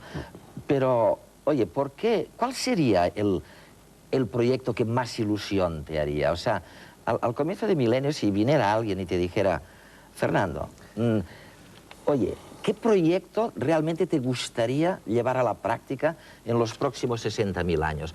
Y que se lo pidiéramos también a la audiencia, ¿no? Que les dijéramos, háganos llegar el proyecto más maravilloso, lo que ustedes consideran que sería, vamos, que realizaría sus sueños. Y de premio les podemos dar que, oye, que tú les acompañes, y a lo mejor hasta yo, no sé, pero que tú les acompañes a un viaje a estas ciudades cerca de Alejandría, ¿cómo las llamáis? Menutis y Heraclión, ¿no? Que estáis redescubriendo y sacando de la arqueología primitiva. Eso lo podríamos hacer. No, vamos a ver, Eduardo, lo que acabas de decir me da pie a tantas cosas que no sé si tenemos tiempo para exponerlas antes de que llegue la publicidad, ni siquiera sé si estamos todavía antes de la publicidad o no. Yo tampoco, pero bueno, muy no, rápidamente, sí. En primer lugar, este milenio, tercero, cuarto, quinto, sexto, séptimo, lo que quiera que sea, no va a durar 1000 años. Va a durar muchos menos años, va a durar poquitos. Yo estoy absolutamente convencido de que lo que entendemos por paso del Homo sapiens sobre el globo terráqueo está a punto de terminar, y está a punto de terminar precisamente por el impacto de la tecnología. Que si el ozono, que si los alimentos transgénicos. El propio Hawkins, no un poeta visionario, sino un científico, ha dicho que una cosa es segura, que si tomamos alimentos transgénicos, dentro de 50 años, cuando nos crucemos con otro ser humano, entre comillas, por la calle, no lo reconoceremos. Tendrá pedúnculos, en fin, no sabe Dios cómo será. Una especie de extraterrestre. Así que estoy convencido de que esto está a punto de terminarse y de que no tenemos 1000 años por delante. No solo yo. Ahí, por lo visto, apareció hace unos meses, seguro que tú lo has leído también en la prensa, la noticia de que después de Bill Gates, el segundo hombre más importante en la historia de la informática de los Estados Unidos, no recuerdo su nombre, ¿sí?, el hombre que inventó Microsoft, por ejemplo, envió el año pasado una carta al presidente de los Estados Unidos diciendo que él se apeaba de la carrera informática porque había llegado a la conclusión de que por ejemplo, de que los ordenadores, a lo mejor digo alguna tontería, pero más o menos de que los ordenadores iban a empezar a reproducirse por sí mismos, iban a producir una especie de virus blanco, etcétera, y que si seguíamos con esta loca carrera informática, en 2 generaciones el ser humano se habría extinguido. Así que no lo digo solo yo, lo dicen también los de la informática. Pero en fin, hecha esto lo digo entre paréntesis. Vamos al concurso. Vamos al concurso. Bueno, yo, y esto es también otra de las madres del cordero, yo no proyecto nunca, Eduardo. Yo intento vivir en el hic et nunc, en el aquí y el ahora, porque ni el pasado existe ni el futuro tampoco existe. Lo único que existe es este momento concreto, y eso nos lo enseña la vieja sabiduría pagana, la del hic et nunc, y nos lo enseña también la sabiduría budista, y nos lo enseña incluso la ciencia. Solo acontece aquello que en estos momentos está aconteciendo. Así que procuro no proyectar. Yo me he colocado como definición de mi persona en este programa Diógenes en su barril. Iba con intención, por supuesto, esto de Diógenes en su barril, porque yo soy como Diógenes en su barril. Yo lo único que necesito para vivir, para ser feliz, para pensar, para progresar y para crecer, es más o menos un barril que me proteja de la intemperie. Toda esta parafernalia que me está rodeando tecnológicamente, a mí no me añade nada. Pero en fin, ya puestos a jugar a hacer un proyecto, yo te diría, el proyecto que más me ilusiona, el proyecto en el que yo me embarcaría sería el de la única revolución verdaderamente seria y pendiente que tiene delante de sí el ser humano, la revolución del cerebro. Todos sabemos, y esto también lo dicen los científicos, que cada ser humano aprovecha una parte mínima de su potencia cerebral. Yo me pregunto, ¿por qué si no hemos aprendido a desarrollar nuestro propio cerebro, tenemos que crear otra especie de cerebros artificiales que serían los ordenadores fuera? ¿No sería mejor que consiguiéramos dos cosas, por lo menos importantísimas? Una ya ha salido a relucir en el programa, la fusión de lo derecho con lo izquierdo, la fusión de los dos hemisferios. Y otra, quizá todavía más importante, o por lo menos igual de importante, no más importante, sería conseguir que no fuera el cerebro reptiliano, el paleocórtex, el que condicionara nuestras acciones. Es verdad que somos poseedores de una tecnología que nos permite, sabe Dios qué maravillas, pero es verdad que utilizamos esta tecnología en función del cerebro reptiliano y no en función del neocórtex, que sería lo específicamente humano. El cerebro reptiliano nos sirve para reptar, como su mismo nombre indica. El córtex, que es lo que tenemos más o menos en común con los demás grandes mamíferos, nos sirve para caminar y quizá para erguirnos, pero el neocórtex nos sirve para volar. Mientras la amígdala, mientras el cerebro reptiliano esté condicionando nuestras acciones, no conseguiremos avanzar por mucho que sea nuestra tecnología. Fernando. Tú sabes, por ejemplo, Sí. que esto que tú y yo estamos haciendo ahora aquí en este programa, o lo que yo hago en mi programa de Negro sobre Blanco, prácticamente no sirve para nada, porque son los científicos, no los poetas, los científicos los que han descubierto que los mensajes de la televisión, que están programados a una determinada velocidad, en una determinada secuencia, hablo de los aspectos liminales, no subliminales, que también los hay en la televisión, perforan el neocórtex, perforan el córtex y llegan directamente al cerebro reptiliano, lo cual significa amígdala. que no se racionalizan, que no se convierten en humanos, que los olvidamos y que para lo único que nos sirven es para fomentar nuestros miedos, porque lo característico del cerebro reptiliano es el miedo. Entonces esos niños que de repente a fuerza de ver televisión luego se van al colegio y matan a dos compañeros, están actuando en función de esos mensajes que perforan todo su cerebro, que se les da por televisión y que llegan al reptil. Son las hipotecas de la genética. Estamos hipotecados por la genética, pero ¿sabes lo que acabo de descubrir mientras hablabas? Que nos hemos olvidado de la publicidad y que no tenemos ni un segundo más antes de ir a publicidad.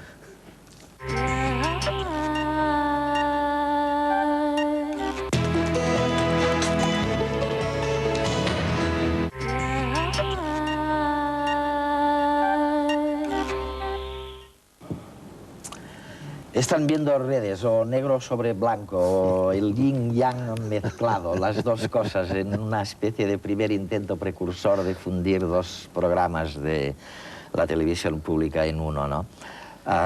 Fernando, una pregunta, y es una pregunta que vi hace como 20 años en el metro de Nueva York.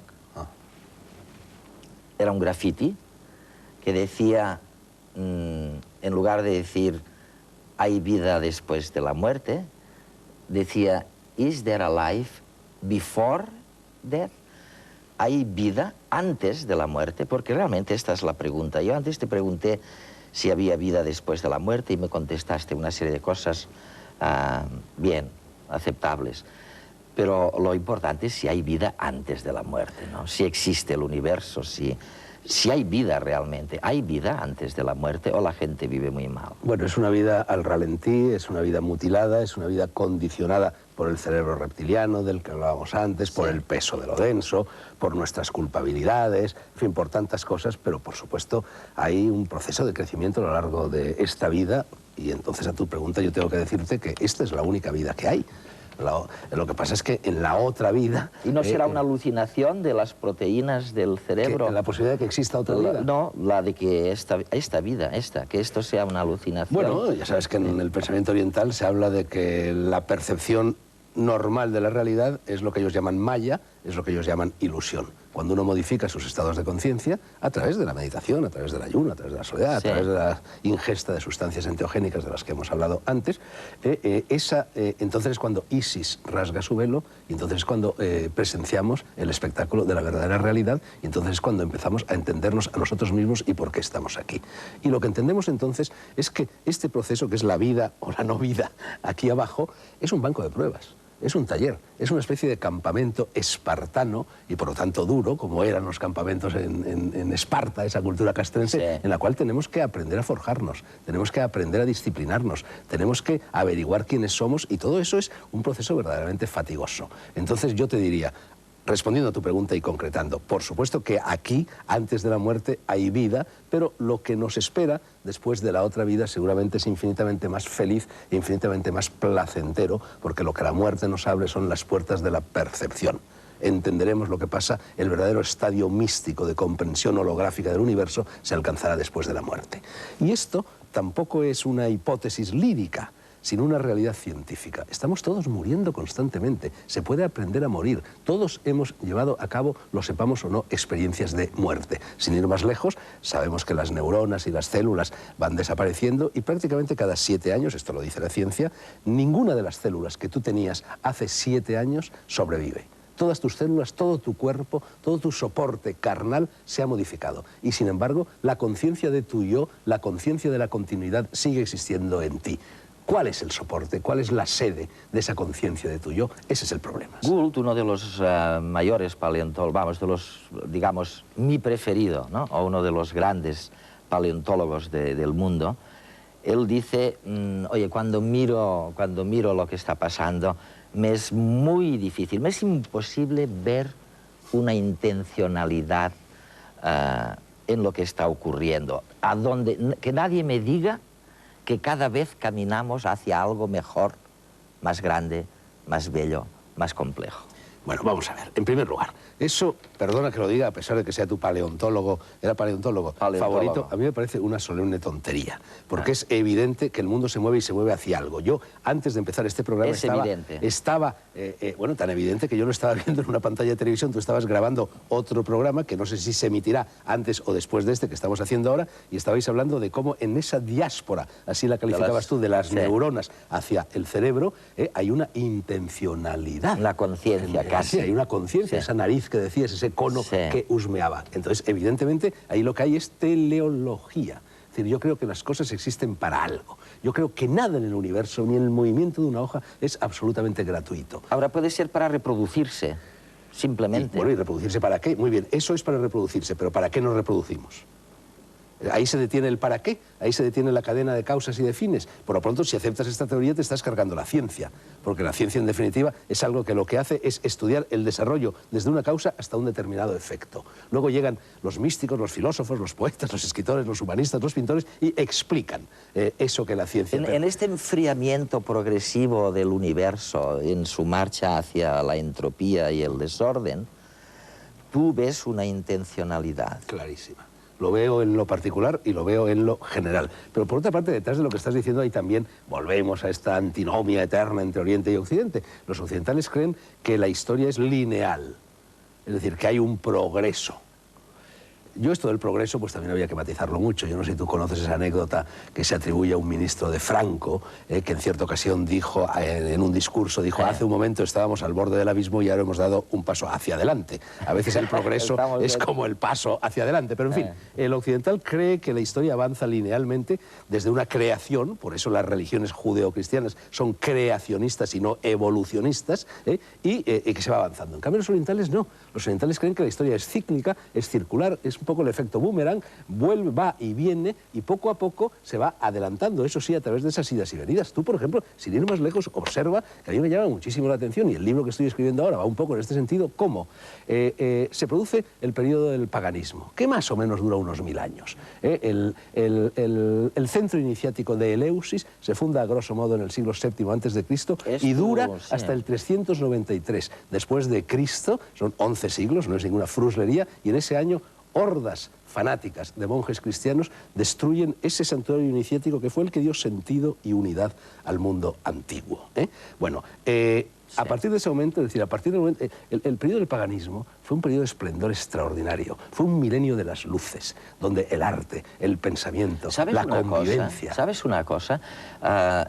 Tú dices siglo VII hasta siglo III, ¿no? Antes de Cristo. Hay en paleontología hay un periodo que llaman el Cámbrico, que andará por el 400 millones de años, antes 2 siglos, de 400 millones, hace 400 millones de años, que fue una explosión parecida a la que tú te refieres en el ámbito cultural, en el mundo de las especies. De pronto proliferan las especies, unas formas bellísimas, se quintuplican, el planeta se llena de vida y luego, bueno, se extingue en un 90% en una de estas extinciones Exactamente masivas. igual que el paganismo, que ese milenio de las luces se extingue cuando el judeocristianismo, que es algo que nace, Eduardo, digámoslo, por muy escandaloso que sea, alrededor del ataque de epilepsia que sufre a las puertas de Damasco un señor que se llamaba Saulo, a partir de ese momento, del momento en que el judeocristianismo empuña las riendas de la historia, ¿qué sucede? El milenio de las luces, el paganismo desaparece y tenemos más de 1000 años, otro periodo como ese que tú... De extinciones masivas. Extinción masiva, hasta que en el Renacimiento, gracias a la recuperación de los textos del paganismo, de los textos romanos y helénicos que se producen en la Escuela de Traductores de Toledo, gracias a los árabes que los habían acogido en su seno y los habían invernado, todo eso vuelve al Mediterráneo y es el Renacimiento, y gracias a eso tú y yo estamos aquí ahora haciendo este programa. Fernando, y olvidándonos, una vez más, de, aunque tú seas muy partidario del IC y como más Et lo llamas, nunc. et nunc, ¿no? Del Aquí aquí y ahora, digamos, para los amigos oye, que nos ven. tengo que dejar paso al futuro, en el que crees muy poco, con el informativo 2000 de redes. Las cosas que van a ocurrir y no las que han ocurrido. Y volvemos luego con Fernando enseguidita.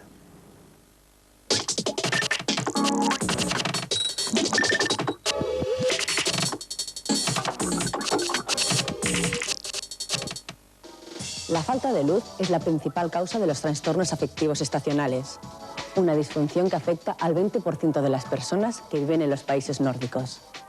Los síntomas son cansancio, irritabilidad y tristeza. La mejor solución es la fototerapia o, lo que es lo mismo, exponerse unas horas al día a radiaciones artificiales similares a las solares.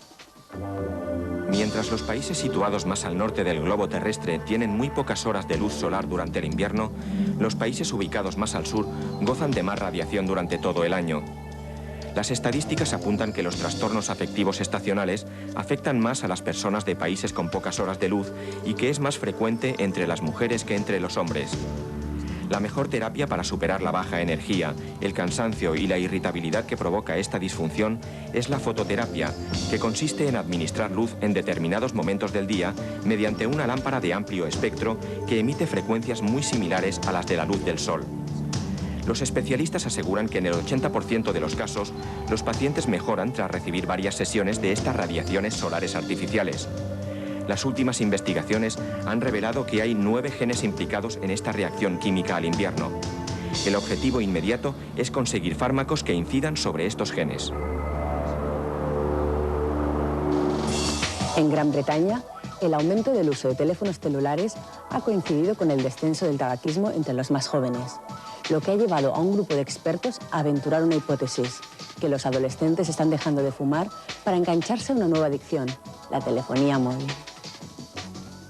7 de cada 10 jóvenes de entre 15 y 17 años tiene móvil y la mayoría de ellos lo utiliza de manera compulsiva, según se desprende de un estudio presentado en el British Medical Journal. Desde 1996, en Gran Bretaña, ha ido descendiendo el hábito de fumar entre los adolescentes, a la vez que ha ido aumentando la posesión de móviles. El grupo de expertos que ha constatado esta tendencia ha lanzado la hipótesis de que los adolescentes están sustituyendo el tabaco por las conversaciones telefónicas.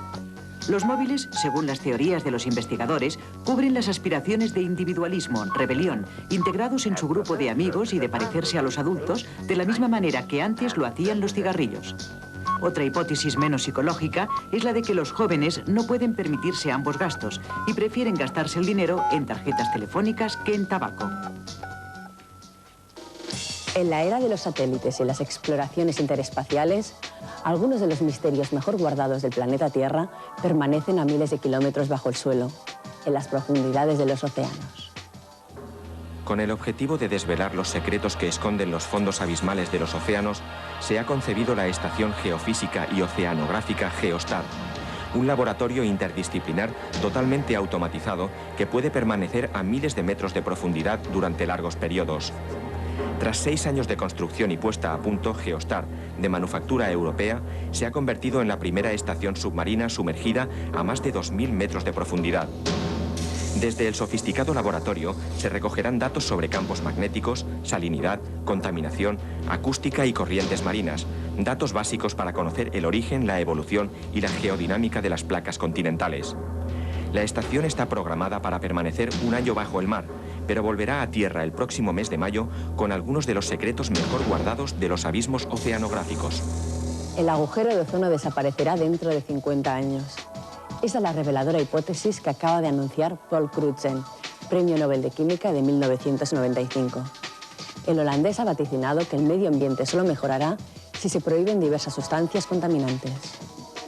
Según el premio Nobel, tan solo hace 40 años no había ni rastro del agujero de ozono que está provocado por las emisiones de gases clorofluorocarbonados, más conocidos como CFC. Para Crutzen, que ganó el prestigioso galardón por sus estudios sobre la formación y la descomposición del ozono, el temido agujero desaparecerá en medio siglo gracias a la prohibición de los CFCs y a los procesos propios de regeneración de la estratosfera.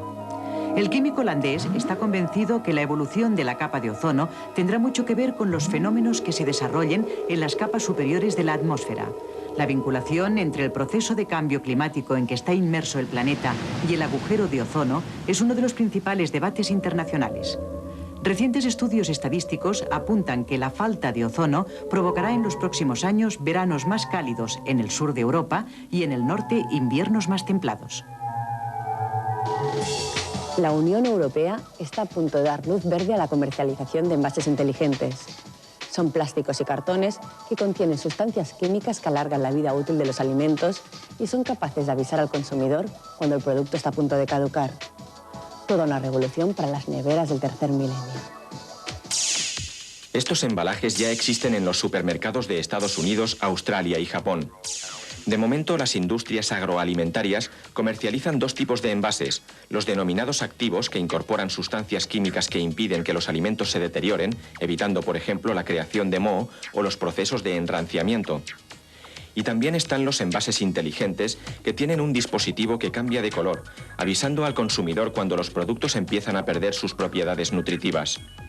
Por su parte, una comisión de expertos europeos estudian los pros y los contras de este tipo de materiales antes de que entren en el mercado. Quieren asegurarse que no existe ningún riesgo para la salud humana. Si las conclusiones son positivas, dentro de un año las casas europeas se llenarán de productos de bollería recubiertos de plásticos con sustancias antioxidantes y de botellas de leche que cambian de color cuando el lácteo caduca.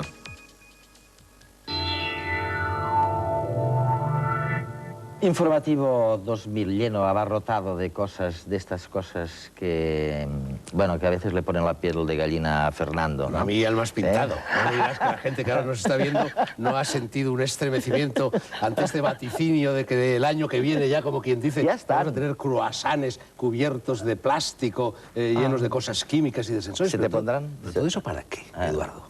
Con lo fácil que es alimentarnos como nos alimentábamos antes, con lo fácil que es, no sé, comprar una lechuga en el mercado, a ser posible que tenga tierrecilla mezclada. Efectivamente, ese es el problema, que no la encuentras. Pero es que no hay sentido común en todo esto. Mira, yo me he traído esto, que es la llave de la habitación del hotel en el cual yo he pernoctado esta noche en Barcelona. La llave bueno, original. este es un típico ejemplo de la falta de sentido común que impera en las nuevas tecnologías. Acabamos de escuchar otros ejemplos de esta falta de sentido común, pero bueno, tú imagínate, tú llegas al hotel, generalmente cansado después de un viaje, por la noche, a lo mejor con ganas incluso de hacer pis, porque no has podido hacer pis a lo largo del viaje. Llegas a recepción, te entregan esta llave, subes, o te las trae alguien, pero en fin, a menudo incluso subes tú con tus maletones, llegas a la puerta de la habitación, metes y metes y metes y no se abre la puerta. Entonces tienes que volver con unas ganas terribles de hacer pis, abajo cargando otra vez los maletones para decir, oiga, esto no funciona. Pero bueno, antes funcionaban siempre las llaves. Yo no he conocido nunca una llave, hombre, rarísima ocasión, que no funcione. Borges decía, hablando de esta vulnerabilidad y fragilidad y falta de sentido común de las nuevas tecnologías, decía que él nunca se había topado con una cuchara que se negara a llevar la sopa hasta su boca o con una escalera que no le condujera de rellano en rellano hacia arriba o hacia abajo. En cambio, cuando uno empieza a utilizar todos estos artefactos, internet, ordenadores, tal, falla continuamente. Y además se perpetúa el error. cuando un ordenador ha cometido un error, ya sea en un banco, ya sea en tu nómina, ya sea en un dato referido a tu biografía, ese error ya es como si hubiera salido de la boca de Yahvé en el Sinaí. Eso ya va a misa y te persigue hasta que te mueras. Oye, en redes eso lo llamamos, como somos más optimistas en este aspecto, lo llamamos la civilización de las averías. O sea, nos damos cuenta que efectivamente esta profusión tecnológica genera una civilización sometida a las averías y que un día se te pueden caer los ordenadores, se te pueden caer todos los ordenadores de todo el mundo, ¿no? Eso es posible. El lápiz y el papel no falla nunca. Claro. Oye, pero ozono mediante,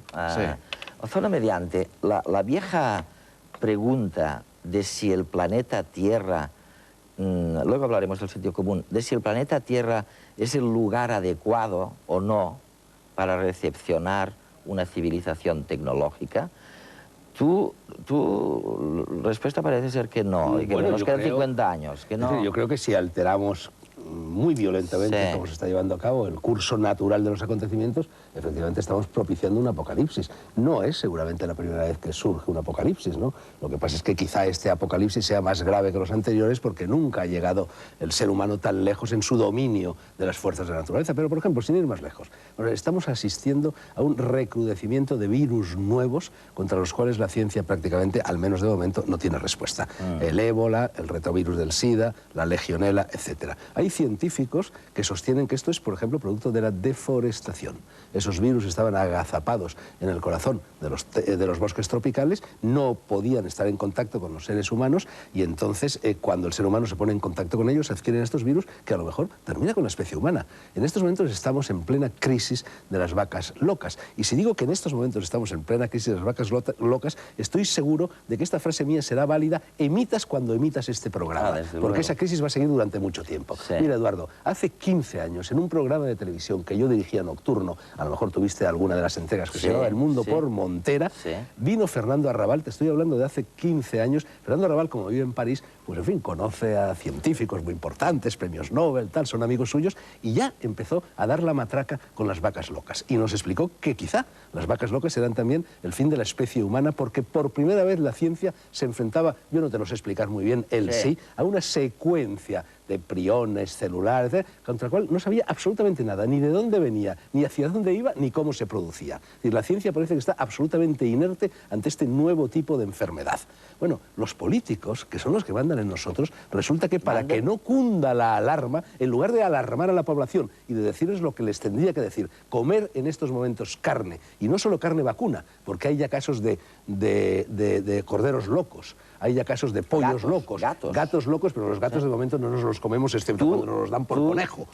Y besugos locos, y lubinas locas, y doradas locas. Pero si todo esto se sabía también en la época del paganismo de la que hablábamos antes. Plutarco tiene escrito que cuando a un herbívoro se le suministran alimentos cárnicos, el herbívoro se vuelve loco. A lo mejor es lo que nos ha sucedido a nosotros los hombres. A lo mejor nosotros somos eximios, no en el buen sentido de la palabra, sino en el malo. Es decir, somos ex-simios porque fuimos simios que en un determinado momento pasamos de una alimentación natural más o menos vegetariana a la carnívora, ¿no? Y hay quien mantiene que esto contribuyó a aumentar la capacidad craneal y que probablemente, si ahora es el factor responsable del fin, en cierto modo fue el responsable del comienzo. Lo sostiene un antropólogo que estaba a mitad de caballo entre Oriente y Occidente, Óscar Kirchmayr, que fue publicado por Carlos Barral en esta misma ciudad de Barcelona, donde estamos grabando este programa. Él sostenía que en un determinado momento los grandes monos, y eso sería lo que hubiera generado el eslabón evolutivo, el salto evolutivo,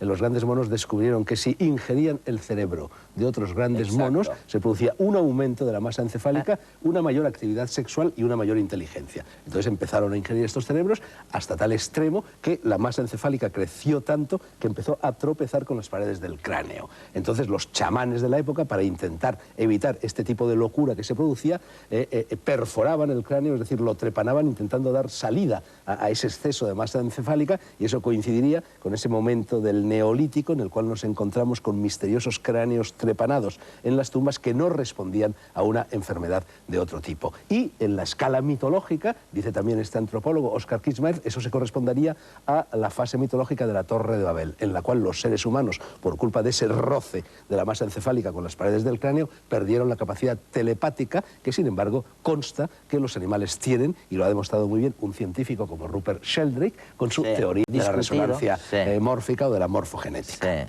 Sí. Oye, ¿quieres que te hable de una cosa más fresca y menos peligrosa? Una lechuga. No, de una especie de concurso que estamos haciendo en el programa.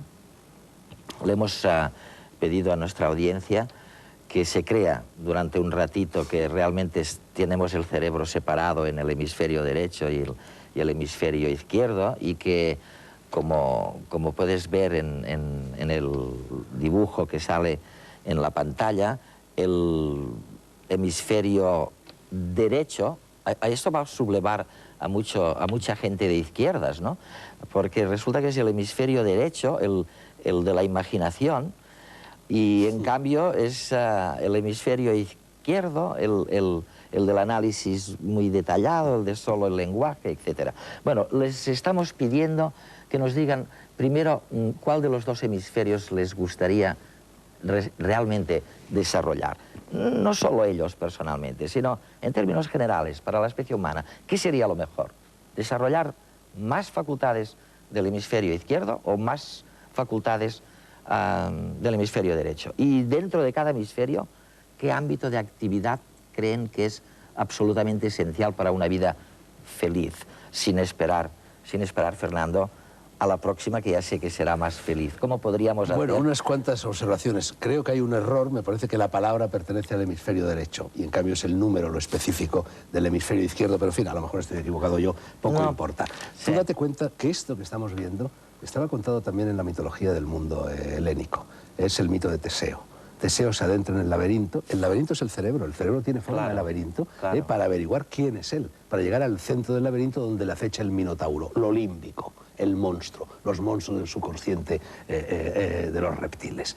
¿Y qué hace para moverse con destreza por el laberinto del cerebro, conseguir llegar a su centro, dar muerte al cerebro reptiliano, a la amígdala y convertirse en el hombre de corazón puro, en Parsifal, que ya no es ni varón ni hembra, que ya es ni varón ni mujer, que ya es ser humano? Lleva en una mano la espada curva del torero, que es el falo, el símbolo del yang, y en la otra mano el hilo de Ariadna, que es el símbolo del yin, el hemisferio derecho y el hemisferio izquierdo. Fusionando ambos derechos, termina todo lo malo. Metafóricamente, esa extensión.